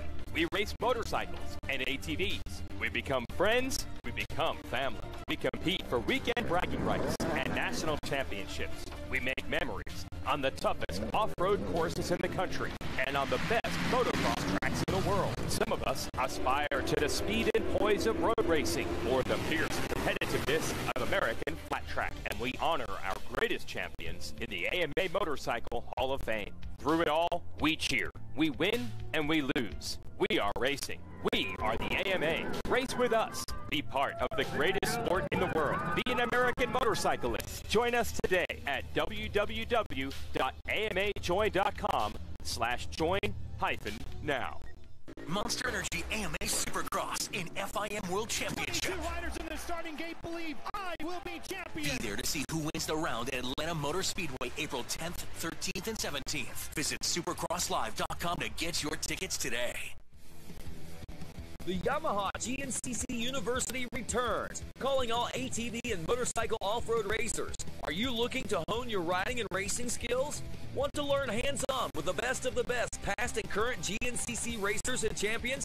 Then sign up for the 2021 Yamaha GNCC University, returning to Snowshoe Mountain Resort June 23rd through the 25th. We're bringing together Yamaha's ATV and motorcycle racing elite to instruct in-depth courses and fundamentals of racing and riding. During the Yamaha GNCC University, students will participate in lectures about sportsmanship, training, proper nutrition, and mental preparation, along with hands-on skills and drills designed to improve your riding and confidence in a variety of terrain and situations. Reservations are on a first-come, first-served basis, with limited openings evenly split between the disciplines. For more details and to register, contact Snowshoe Mountain Resort at 877-441-4386.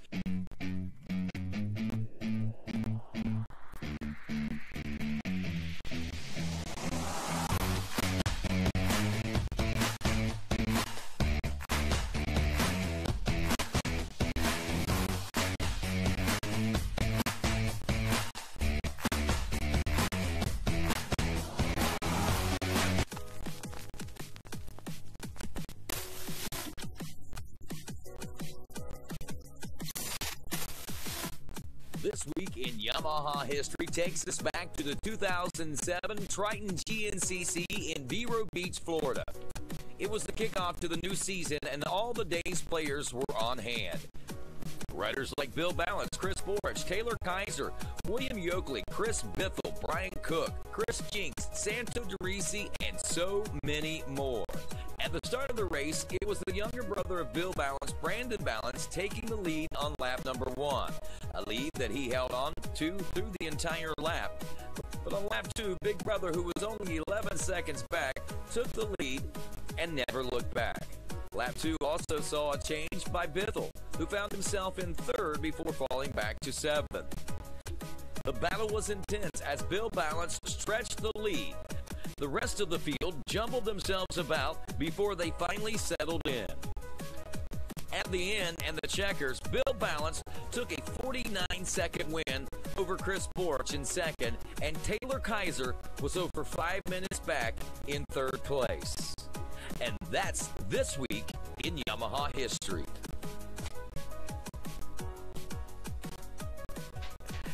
And welcome back to GNCC Live. You know, I have to say, Vero Beach may have been one of my favorite GNCCs in Florida, other than the Orange Crust and the Hog Waller, of course. But that one was a grand day, no doubt about it, as Bill Balance took one of his many wins.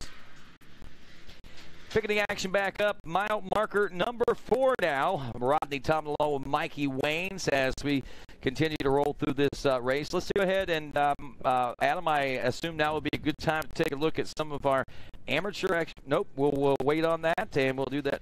We're going to see some leaders coming here in just a few moments. I believe we should be probably around the 6-8 mile marker coming out here pretty soon.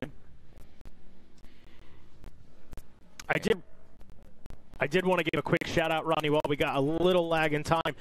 Tonight, 6 o'clock, DQ back home is going to set our Lucas Grounds benefit auction live on eBay. So I'll be sure to share some stuff on that on the internets, and you guys will be able to bid on some really awesome signed GNCC Pro Rider jerseys, some Supercross jerseys, some NASCAR stuff, all sorts of good stuff. So should see leaders popping out here soon. I also want to note, look at the field section. You can tell it's all been watered because there's no dust kicking up whatsoever. I don't think so. I don't think so. Our camera crew thinking maybe been Walker and Bryson, but we're going to wait just to see for sure. There's Pro Riders. There they are. Wheel to wheel, Rodney Tomlin. Yes, they are. That is Bryson Neal on the rear grab bar right now of Walker Fowler as we roll into the, we'll head through the 5 mile marker. Looks like they're going to go through this little wood section. I believe we'll pop right back out on this. Look at that. That is at the 8 mile marker now. The number 1, Walker Fowler. There is the number 2 of Bryson Neal, hot on his heels as they roll into this open field section, and about 8 bike lengths separate these guys. It's a blink of an eye, though, at these speeds, Mikey Waynes. Taking a look at this. Look at that. Oh, Bryson going a little wide right there. Probably trying to stay out of some of that dust that Walker Fowler's putting out. Make sure that machine lasts. He needs that to get through the checkers today.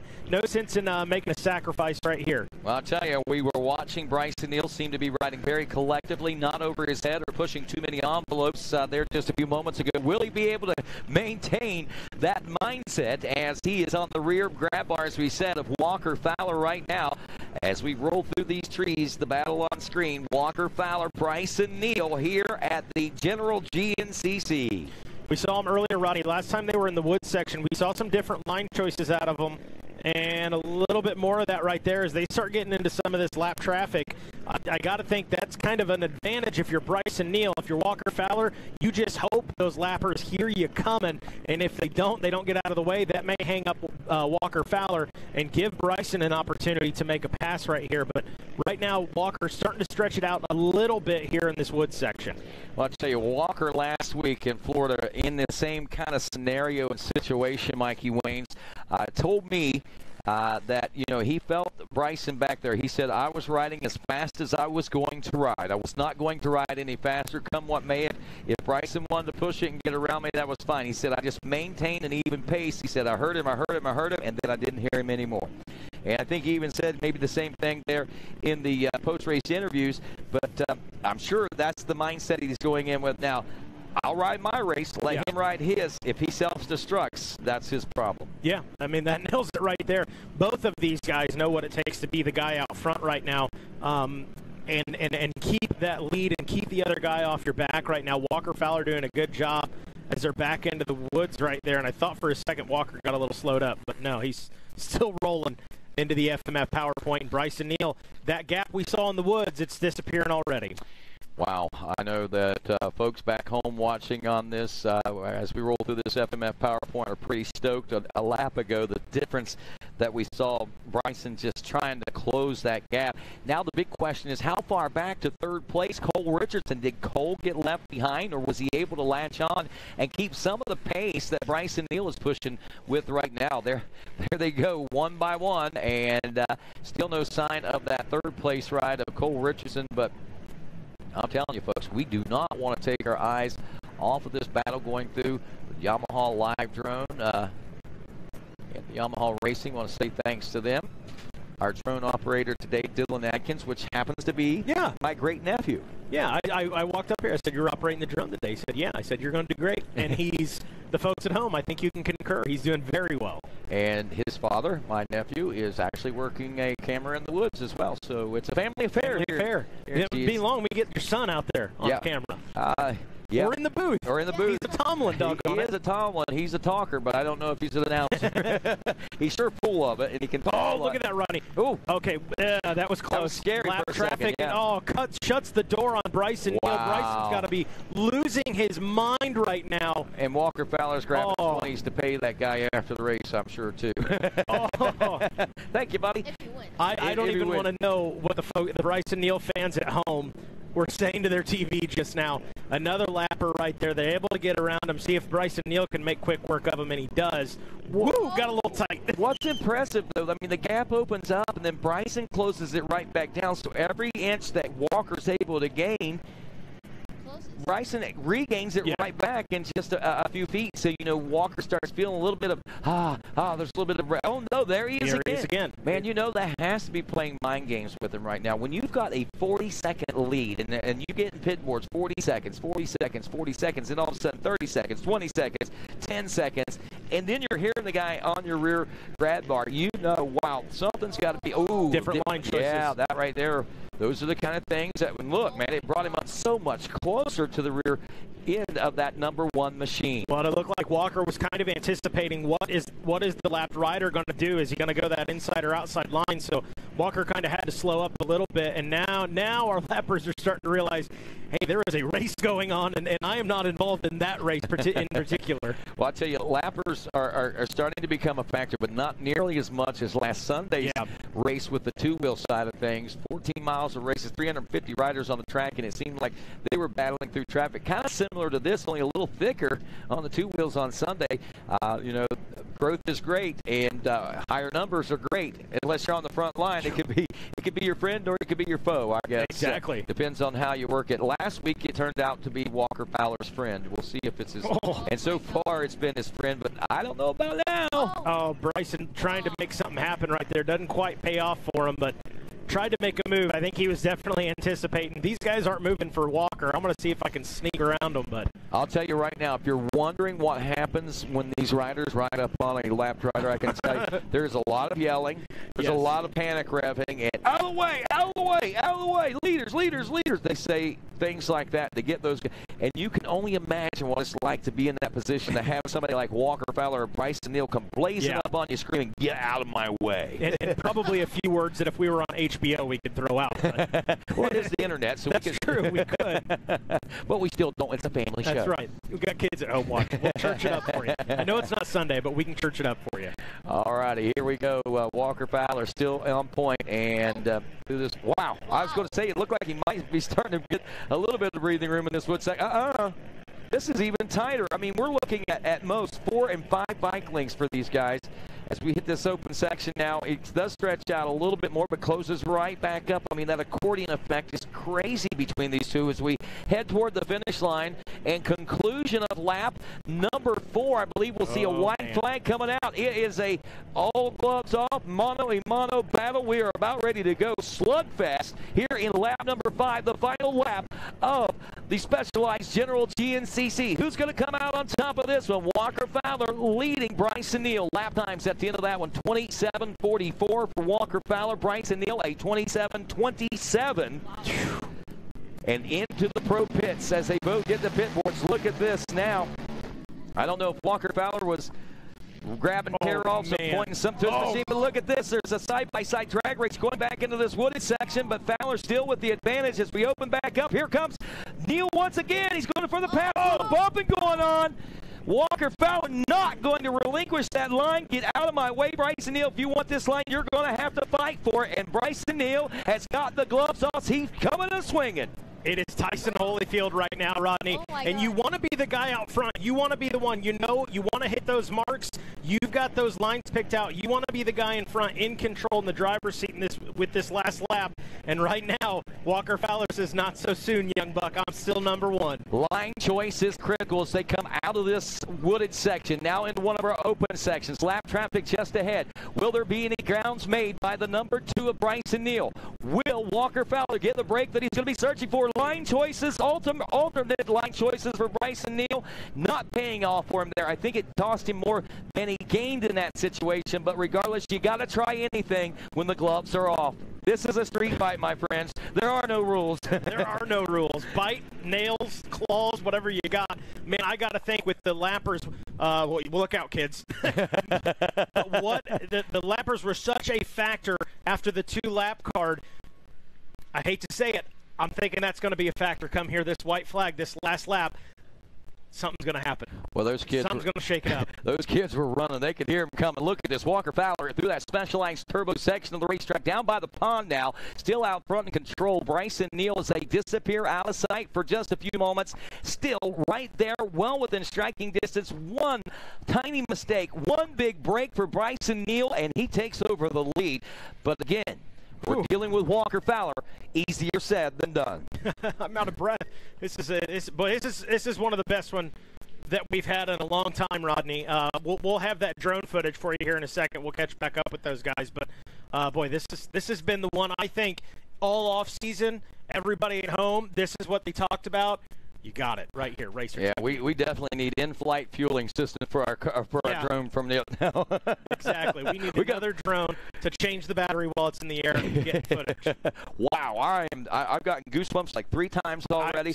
I am so excited, so pumped up about this, Mikey Waynes. This is why we come to the races. This is why I love GNCC racing so much. It's things just like this. When they come down to these types of battles, you wait, you yearn, you want more, and you just keep coming back for more. This is the one everybody, I think, has been waiting for. It's not one of those where Rodney and I sit back and do golf talk because Walker's ahead 2 minutes or Bryson Neal's ahead 2 minutes. This one, I don't know what you guys paid for this at home, but you're getting your money's worth today. There's no doubt about that. Let's look back a little further in the pack. We've been focusing on the leaders up front of Fowler and Neal. McClure still in the number 3 spot, 1 minute and 22 seconds back. They have eclipsed the rest of the field. Adam McGill is 4th. Look at this. John Glotta Jr. in his sophomore season now up to a top 5. Chris Borch is 6th. Hunter Hart drops back to 7th. Josh Merritt in 8th. Devin Feehan 9th. And Cole Richardson rounding out the top 10. Not sure what's going on there for the number 3 Coltrane. He was within striking distance of Bryson Neal, but and trying to latch on, so evidently must have made a mistake, maybe a mechanical issue of some sorts, but he's not checked in for his 4th lap complete and dropped back to the number 10 spot as of right now. Speaking as of right now, as we watch the action here at the Monster Mile, just trying to get my bearings about me because this one is going to be a barn burner. Somebody call 911. Not only are they playing with matches, look at this, they're side-by-side ultimate lines coming through this wood section. Walker Fowler into the Monster Mile has the advantage still, but by only a couple of bike lengths. As we traverse our way through this now gnarly and nasty section of race course, it's getting tougher and tougher, Mikey Waynes, for these riders to get through this section. Look at the ruts. Look at the routes they're having to ride around. That is as technical as it gets through that Monster Mile. There's no speed. It's be clean, smooth, and there weren't any line choices. It was take what you can get, and our lap traffic says, oh my, I know that number 1 plate, and I know that guy in the number 2 bike. I need to move and let these guys get to work. Well, I tell you, man, we know Bryson Neal's got the speed to catch up to Walker Fowler. The question is, will he be able to pass him straight up? We saw him pulling up side by side in some of those short open field sections. We'll see what happens. We'll have a few more of those, obviously, throughout the course of this battle. And we also see Bryson Neal alternate line choices in those wood sections, just looking for any advantage he can find that may put him in front of that number 1 machine. That's right. Now's the time for Bryson Neal. He's in the number 2 spot. He knows that both him and Walker know 3rd place is a big distance behind him. So if you're in that number 2 spot, you know, hey, I can ride risky. I can take some chances because I know, hey, even if I go down on the machine, I probably got time to get back up, get on the machine, and keep my 2nd place, if nothing else. So if I'm Bryson Neal, I'm letting it all hang out on the track. I believe, no, I thought it was 3rd place coming through there for just a moment. This might be our 3rd place coming through now. No. At the 2 mile marker. Not that. I believe it's the guys behind them. Yeah. There's 2 guys. I think those are 2 lappers, and I think I saw our third place ride McClure coming in. That could have been. I'm just getting little sneaky peeks of him. Yeah, that's him. And look, Adam McGill, huh? Adam McGill right there with him. So we got a yeah, in the 4 spot. 3rd and 4th are nose to tail. That's where they were when they came through after lap number 4 about 2 miles ago. So nothing really changing in that battle right now. They are looking at about a minute and 23-second gap between them and 2nd place. Rodney, we got more races after this. We got an EMTB race after this. I know. I don't even have any voice left. Wow. We'll get it. You know, that's the beauty of it. The adrenaline gets flowing. We'll find our voice for that one. There's no doubt about it, man. In our first round of EMTB GNCC racing here this year, Yamaha's got a lot of stuff going on tonight. As you mentioned a few moments ago, the auction is going live for Lucas Grounds on eBay that Bottleneck Live is doing. Be sure and check that out. We'll get some keyword. You got some keywords and things that. Not yet. I got to talk to DQ. My cell reception's not the best here, but it will be live. I'll be sure to share the link. I'm sure it'll be easy to find. And then we'll plug that tomorrow. But it is a 7-day auction, so if you don't have Hunter Hart on screen, if you don't have good reception here at the track, don't worry. You're not going to miss out on. Probably my favorite item is the Caleb Russell ISDE helmet that he put out there. That one's gonna. I think that one will pull some money for Lucas, and 100% of that money goes to Lucas and the Just an FYI for you. Cole Richardson still has not. Oh, there we got an update. Cole Richardson still has not checked in, but finally we've got some check-ins. The Wesley Wolf is now in 10th place. Johnny Gallagher up to 11th. Greg Cover in 12th. Cole Richardson still not checked in for lap 4 complete. Has dropped all the way back as far as 13th, now behind Greg Cover, if he does check in now. And I don't think we've seen him on screen, so I don't think it's a transponder issue or anything. So yeah, heartbreaker for him, because I know he was looking and hoping for so much here. And, you know, sometimes it's a make-or-break thing for some of these riders, whether it be Oh, there they are. Oh, wow. So Walker opened up, putting a little bit of gap on him. Yeah. Bryson, oh, yeah, there you go. The lap traffic playing a factor. Yeah, Bryson Neal still trying to bridge that gap. But wow, look at that. Walker starting to put some distance out there. Ooh, now around. Oh, now watch. Look how quick that tightens right back up. Wow. Yeah, and it's. Oh, wow. Did he just connect with the lapper? And what happened? Both of them. Walker's down. Is Walker Walker's down. Bryson got around. Yeah, Bryson Neal gets around. Can we get a replay on that? If we can get a replay on that, that will be awesome. But something happened. Walker Fowler either got cross-rutted in with a lap rider. We're going to get a specialized replay on that here in just a moment. But we just saw it happen. The mistake made. Oh, man. The changing of the guard, basically. And look at this. Bryson Neal is checking out. Will Walker Fowler rise to that level, or will you just say, all right, we'll give you this one today? Will championship mode kick back in, and will he think of it from that aspect? Here's our specialized rapid replay. Now, there is the number top one. Of the screen. Yeah, Walker top of the screen. So here we go, and he kind of disappears right here for just a split second. I think he just got cross-rutted right there. Bryson Neal goes off to the right and around, and Walker Fowler finally gets uncross-rutted. But that rider was behind him. There was a rider. There was a rider down right there, and I think you're right. I think as Walker tried to get around him, he gets a little cross-rutted beside that lapper, and wow, that's not all she wrote, folks. That's not all she wrote. Make no mistake, Walker's going to be doing what he can, and that gap is gone. I'm thinking he went to the outside, tried to cut into the inside, just right. block Bryson, and I think a rider was down. He tried to get somewhere in and got cross-rutted and either went down or got tangled up. Yeah, I mean, and that's easy to do, especially getting high-sided on these ATVs out there like that. And you see what happens. But Walker Fowler right back on it. I mean, more lap traffic. He realizes more of that's coming, so he's going to try to utilize it to his advantage.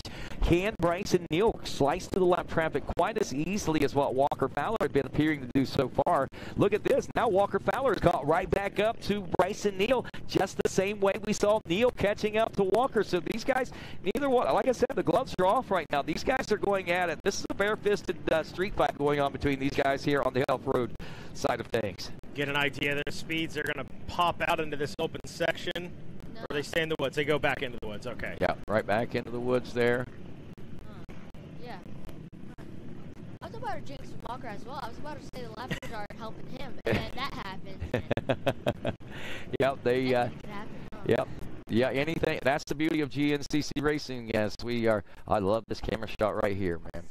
These guys coming at you like that, really get to see the way those machines work, the suspension and everything about the ATVs, especially when they come through at the intense rate that we see Walker and Wait, is that? Oh, look. Yep, here they come. Rodney, Wow, a lot of lap traffic ahead of them right now. Man, and nowhere to go. I mean, there's really nowhere for him to pull off right there. This guy does. And Walker Fowler's right back on the rear grab bar of Bryson Neal now, so we've just switched things around a little bit. Oh, boy.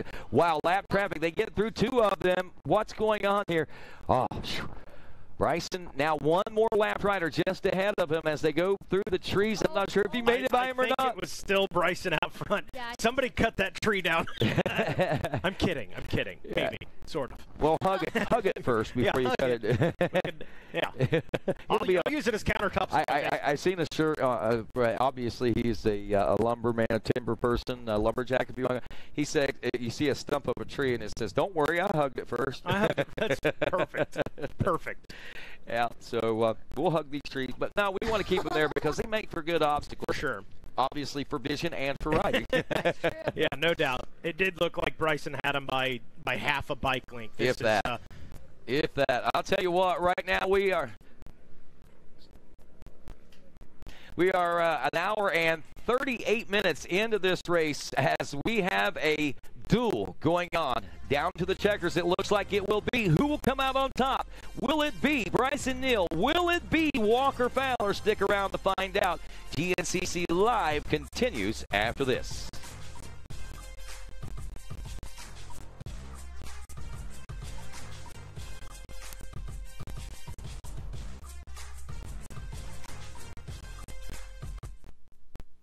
Rocky Mountain ATV MC, retailer, distributor, manufacturer, product developer, parts tester.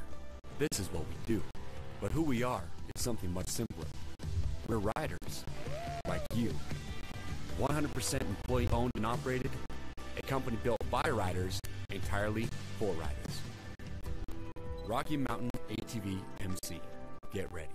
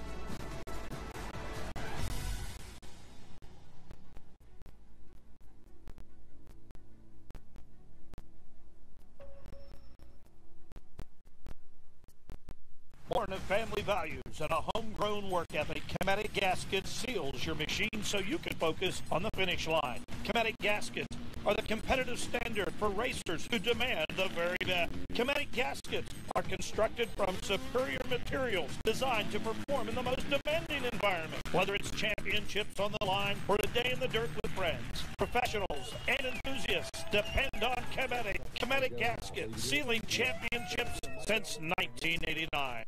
AMSOIL runs on freedom and has since 1972. We changed the industry by formulating the first API-qualified 100% synthetic motor oil. The rest of the market has been trying to follow our lead ever since. But a head start is a head start. We punish our products firsthand in our world-class laboratories and beyond. Because some things can't be learned from a test tube. Run with us.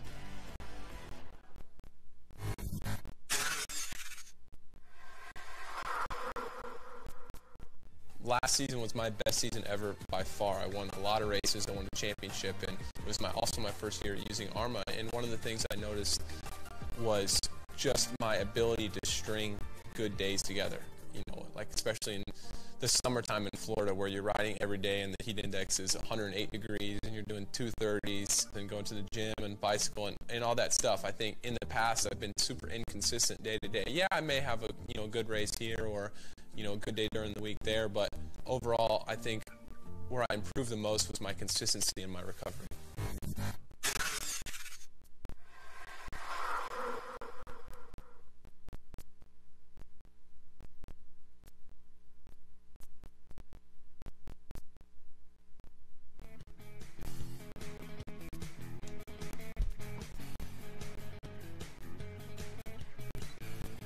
And welcome back to GNCC Live, where, of course, we talk and focus a lot on our pros, but our amateurs are also a big part of the program as well. As we take a look at our Junior B 22+ class with McMillan, Helbig, Rosenberger, Nick May, and Henry Moore, your top 5 riders, all from different states, if you check that out as well. Ryan Leckrone got an early lead out of Ohio earlier today and still out front. Tim White in second, Nick Miller in third, Ben Dunlap and Jason Ellis rounding out the top 5 of the Vet B 30+ class. As we take a look next at the the senior 40+ class, I believe we'll be seeing Scott Wilhelm out front of this one with Dave Ashby in second, Wesley Smith out of Richmond, Kentucky in third, Richie McCauley in fourth, and Jason Limley rounding out the top 5 from the home of High Point Raceway, Mount Morris, Pennsylvania. That's your senior B 40+ class. As we roll next to the XC1 Pros, we see, Bryson Neal at last check was out front, Fowler in second, McClure in third, Adam McGill in fourth, John Glotta rounding out the top 5. The young sophomore really making some gains over the last couple of laps to grab that position.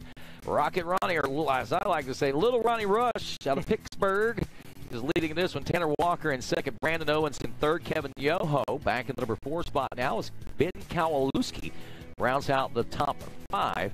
A lot of PA riders in that one as well. West Virginia and Ohio representing strong in our top 5. College A, 16 to 21-year-old Stephen Harrell of Elk Ridge, Maryland, leading James Glotta in the number 2 spot. Cameron Abey is third. Alex Tiemann in the number 4 spot. It's Ethan Meyer rounding out your top 5. Junior A 22+ class, Jay Shadron, former XC1 Pro rider, leading this one. Jeremy Ladon, former ATV motocross star, in second. Alex Alioff in third. Brad Enderell in fourth. And Brody Livingood rounding out the top 5. Jeremy Ladon also a champion in many GNCC classes the last couple of years. AJ Kuntz, or Tom Kuntz, however you want to go, that A-class leader over Big Papa P. Jeff Pickens now. James Green running in the number 3 spot. Brad Whitehead is fourth. Christopher Kirby rounding out the top 5. As we look at the senior A 40+ class, it's Brian Foltz out of PA, leading Chris Conklin out of Sistersville, West Virginia. Brian Shaw is third. Jason Walker in fourth.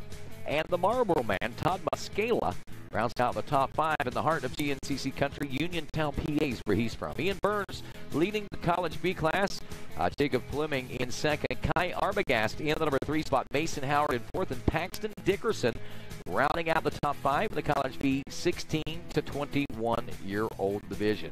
Shane McMillan leading the Junior B class as we round them out there. Ethan Helbig again in second, Robbie Rosenberger third, Nick May in fourth, and Henry Moore rounding out the top 5. And that's your amateur rundown here on the Rocky Mountain ATVMC leaderboard at this, the General GNCC.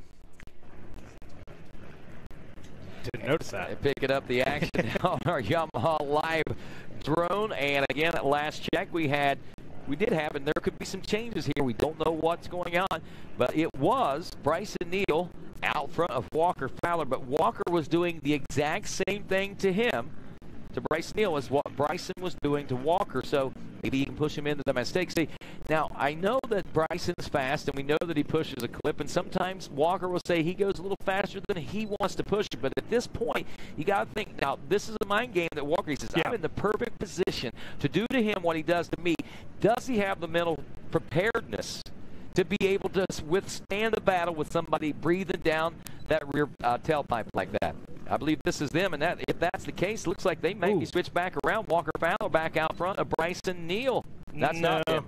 That's not them now, I guess.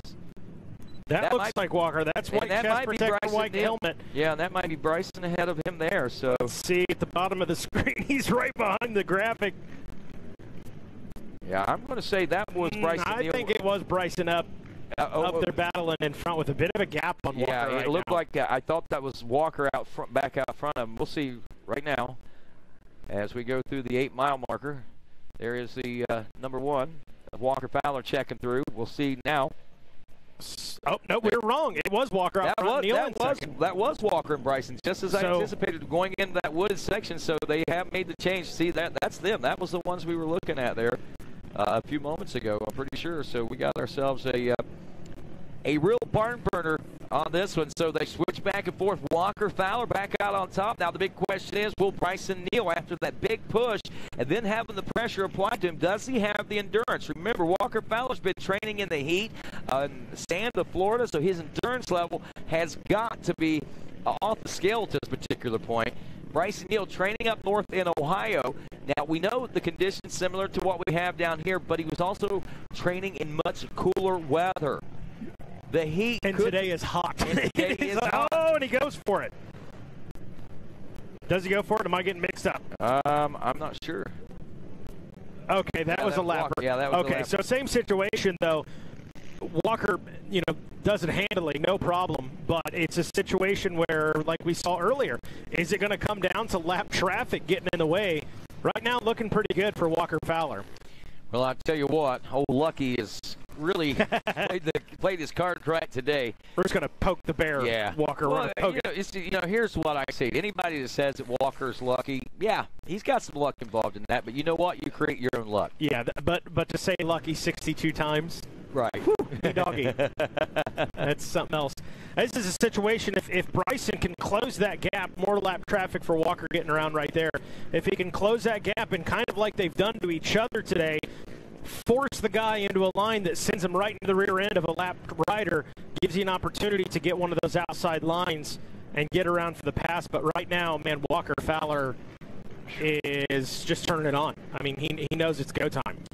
Walker Fowler right now in search of win number 62 in his amazing career, and to extend the points lead by another 5 at least points over the number 2 of Bryson Neal, who sits now 25 points back in the championship points race. Still early in the season to be talking about that, I realize, but at the same time, we know it's going to be a real dogfight, and likely between these two riders as the season wears on. Still early. A lot of things can change, obviously, but that's the way we're appearing at this right now. And right now at the FMF PowerPoint, leaders checking in with us. There goes Bryson Neal, still Fowler out front. We see the white helmet going through the woods there.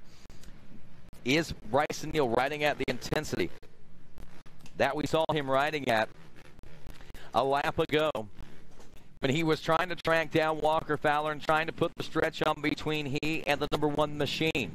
We are closing in. We are about 3 minutes from what we expect and anticipate to be the checker flag. And, of course, that puts us to within about a mile of the finish line. With that being said, can Bryson Neal bridge that gap back and make that pass before the checkers, or will Walker Fowler display dominance here in Georgia, wrapping up this 3rd round of a 13-round championship season? McClure still back in the number 3 spot. McGill in 4th. John Glada Jr. last check was 5th. Chris Borich in 6th. Hunter Hart in 7th. Josh Merritt 8th. Devin Feehan 9th. And Wesley Wolf rounding out the top 10. As far as overall amateur awards are concerned, looks like Junior A 22-plus class leader Jay Shadron is 15th place overall. Stephen Harrell, who is 2nd in that class, the one 2nd in the College A class, is leading the College A class, 2nd in the top amateur, running 20th overall on the 908 Yamaha. Meanwhile, back up front, we turn our attention to Walker Fowler, who looks and appears to be on his way to win number 62 in his GNCC racing career.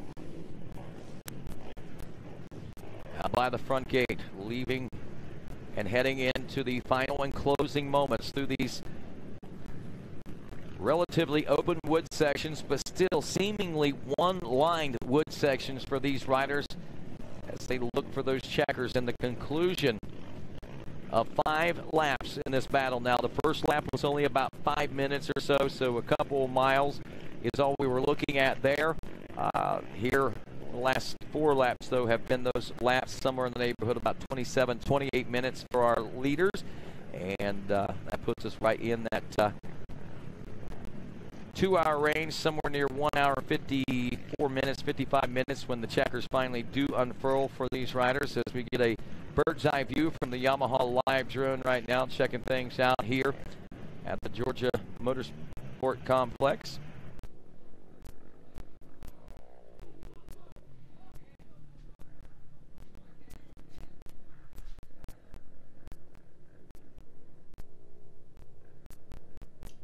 All right, so here we go. 1 hour, 52 minutes of this race is what we're battling with right now.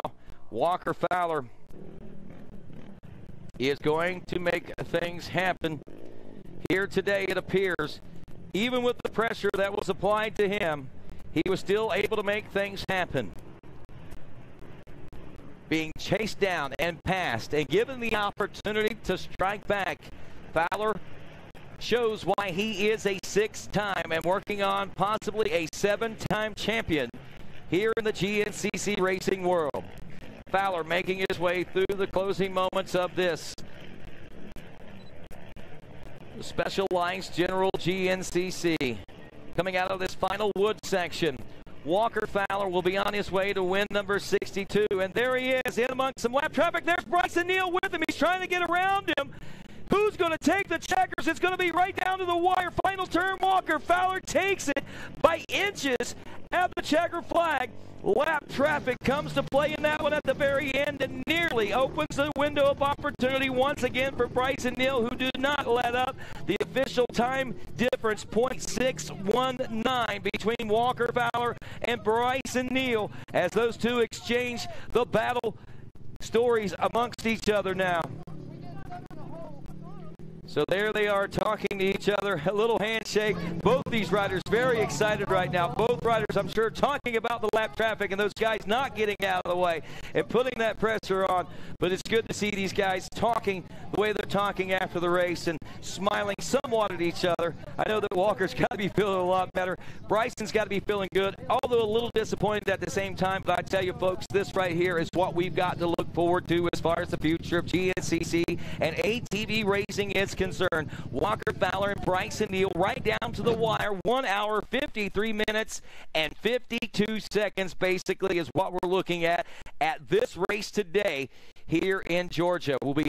Mikey Waynes is down near the finish line right now. We'll be getting a word in with Walker Fowler here in just a few moments. You know the adrenaline is still pumping for these guys right now. Still waiting on 3rd place to find his way into the finish line region. Will it be Jared McClure? Will it be Adam McGill? Will it be John Glava Jr. or someone else that has been able to capture that position over the course of the last lap of racing? You can see Walker Fowler's got a lot to talk about after this race, talking with Big John, our security man here, and basically our GNCC Police Department, the chief, if you will, the sheriff, whatever he is. And looks like Walker Fowler's talking about a real fight right there. We were talking about a slugfest, so evidently there was a slugfest. Well, this is going to be an interesting story to hear come from both these riders, Walker Fowler and Bryson Neal. My hat's off to both. Thank you both so very much for the effort that you put forth today to give us the show and to give us the race that you did, because, my friends, that right there is what GNCC racing is all about. Whew. Mikey Waynes, when you're ready, my friend, we'll throw it down to you and talk with our top 3 finishers, but mercy sakes alive, that right there, my friends, a great race. Walker's got a story and a half to tell right now. You can see he's still pretty amped up, pretty charged up. I've seen a couple of smiles come out of his face, but he doesn't appear to be extremely happy about things right now, even though he took the win. I'm going to have to think that maybe he might be a little upset about the way the lap traffic played such a factor into this one. It'll be interesting to hear the tale of this story and round number 3 of this 2021 season. Look at the kids gathering around. He's taking that moment to do the little fist bump. A true champion, no doubt about it, Walker Fowler. And with that, looks like he may be about ready. Let's head on down. Mikey Waynes and Walker Fowler to talk about this amazing battle here in Georgia. By the way, Jared McClure checked in third place position. Mikey? Walker Fowler, man, these guys talking about, if the folks at home are wondering what the facial expressions are about, an unrace-related incident, we'll put it that way. I'm sure we'll find out more. Walker, man, a first-place finish. What was a gnarly battle, probably the best one we've seen in years between you and Bryson. Talk to us about this win. We got off to a good start, and that's always good and great, and tried to pull a little bit of a lead. Maybe I'm a little soft on the suspension settings, but, you live and you learn, and I knew Bryson was going to be coming hard, so I just tried to, keep that gap, and I knew it was going to dwindle a little bit. He always rides good here, and, made a mistake, had a lapper in front of me, hit a tree crash. That's how he made up that last 10 or so. Excuse me, I believe on lap 2, and then he ended up having a crash. I had another crash.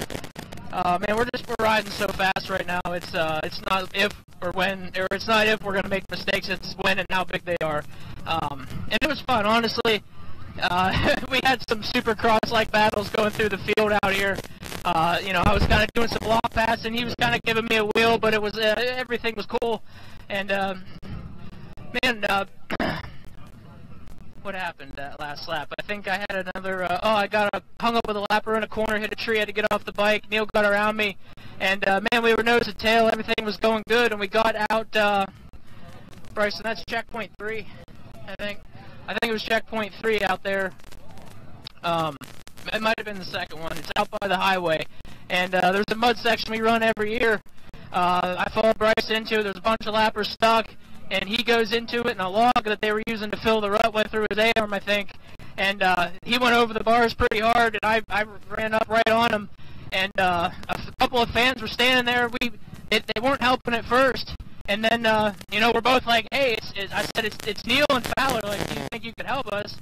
And they, 3 of them, 2.5, went to Bryson, and I wasn't near as stuck. I had kind of just started into it, so I had a young kid help me. And I was able to get off the back of him, and when I wheelied off the back, because did you end up going backwards, or did you go forwards? He was yelling that he needed to go backwards, I think, with that log in it. And so I got out of his way, but the lady that was helping him fell between us, and her husband thought I hit her or that I pushed her, and he sucker punched my freaking goggles out of my face. Said, "Don't touch my wife," punched me again. That one hurt. But I took it like a champ, and I said, "Sir, I didn't touch anybody. Please get out of my way. He couldn't go anywhere. I couldn't go anywhere." And they just stood there, and I can't believe that we win. Are we even first and second? We sat there, Bryson, I don't know how long we sat there, but I'm just sick to my stomach right now. Honestly, if someone would have hit him, I'd have been just as upset. And I know he's not happy about it. Getting stuck's one thing, but having fans that I thought were going to help us start blocking us and interfering with the race, we're lucky that we even got first and second. And it's just, I hate that that good of a battle ends like that. I'm sick to my stomach, and I'd really like to have words with the man that touched me.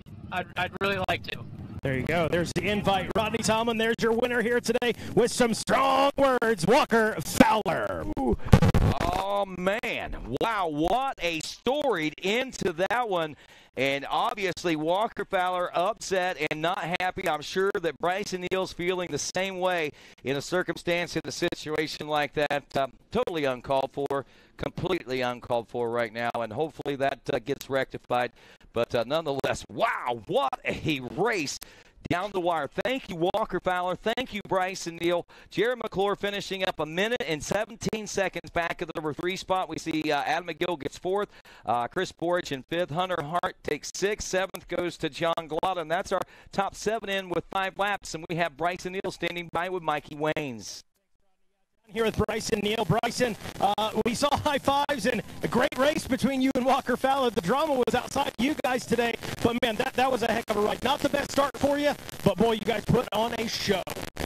you know, I got a pretty good jump off the line, and I got pinched. A lot of people was getting good starts these days, and everyone's going for it. I got pinched. A couple guys got kind of sideways in front of me. I caught some tires and pinball, and next thing you know, I was last going to the first corner. I knew I had a long day.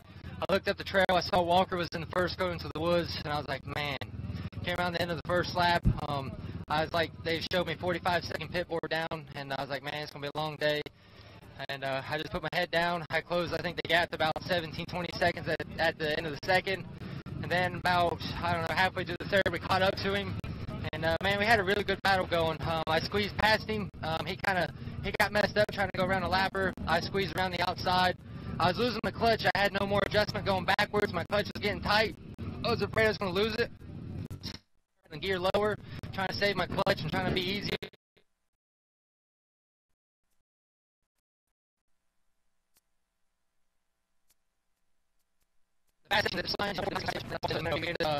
Probably the nastiest hole on the whole property, pretty well the only one, and man, we hit it at the wrong time.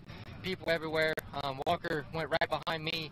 We tried to go through some logs stacked up in the ruts, and they just caught my rear. They just caught my front end, just stopped me dead. He was jammed up behind me, and I'm struggling trying to get my bike out. I'm lifting, I'm pulling at everything I got. You know, I'm 190. I lift weights all the time in the gym, but I'm telling you, it was everything I had. And I could not even get to hardly budge. And I look back, and there's a guy helping him out, and I'm yelling at people. There's a lot of big dudes around, you know. We're yelling, help, help, help. And he gets sideways, and he blips it out. And then I look over, and it looked like to me that the dude ripped his goggle out. Little did I know he was punching him. He gets out, and then the guy who was helping him, he helped me out, thankfully enough. And then he had some bike links on me, and we didn't get to close it up till right here at the finish line. But you know what?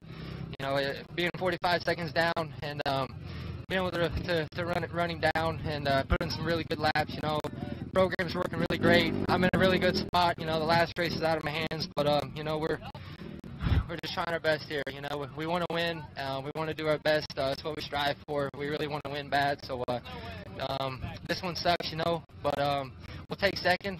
We crossed the finish. We need 10 more strong rounds, and we'll focus on regrouping and try to get some better starts and get some more wins.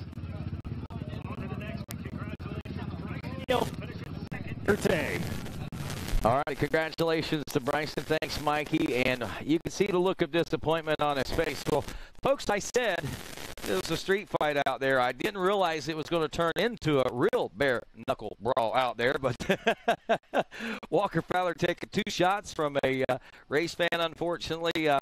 But I tell you, more than anything, those guys right there, to see those guys talking and laughing after this race the way that they are, that's good to see, because we know the heat of competition that those guys are in on and off the racetrack. You know, there's a lot of games that go on in this big sport of ours, and to see them to be able to converse like that is so cool. Jared McClure is our 3rd place finisher. We call him the Sneaky Snake. He's a.k.a.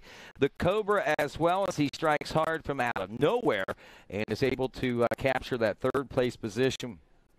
And we'll get with Mikey Waynes down there in just a couple moments. But, wow, what a day, folks. We'll be back at it again tomorrow for 2-wheel action, all getting underway about 1 o'clock. If you watched last Sunday's bike battle, you're going to want to be back for tomorrow's race. There's no doubt about it. And for those of us here at the racetrack, we still got plenty of great things going on. EMTB GNCC is coming up here shortly.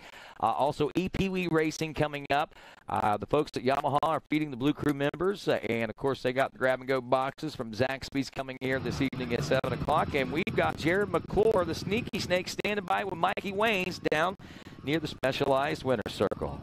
Thanks, Rodney. Down here with Jared McClure, man. You missed all the chaos between the top 2 guys, but hey.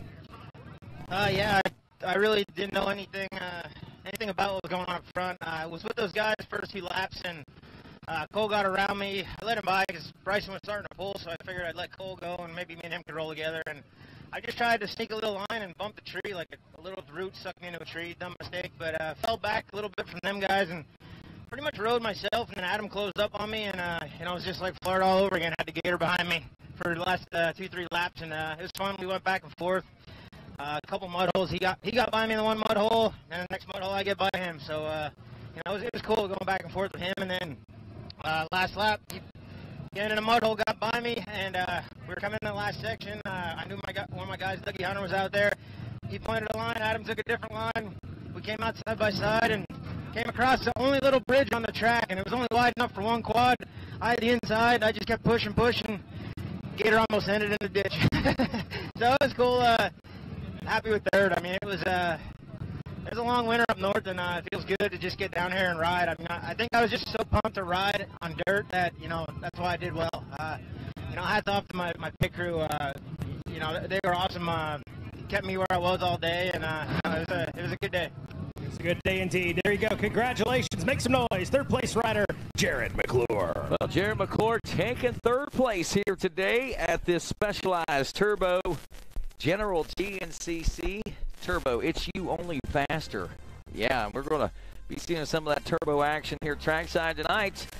That's going to wrap things up for us in the action real quick. XC2 action saw some great battles as well. Tanner Walker, Brandon Owens, Kevin Yoho, 1, 2, and 3. Ronnie Rush dropping to fourth. Ben Kowalewski rounding out the top 5 as we look at our Rocky Mountain ATVMC leaderboard here in our unofficial top 10 results. We see Fowler, Neal, McClure, Adam McGill, Gator as they call him, in that fourth place position, and Chris Force rounding out the top 5. That's going to wrap it up for us. We'll be back tomorrow with two-wheel action here from Georgia and the General GNCC. On behalf of all of us here at RacerTV.com, and of course Mikey Wayne's my co-announcer, I'm Rodney Tomlin.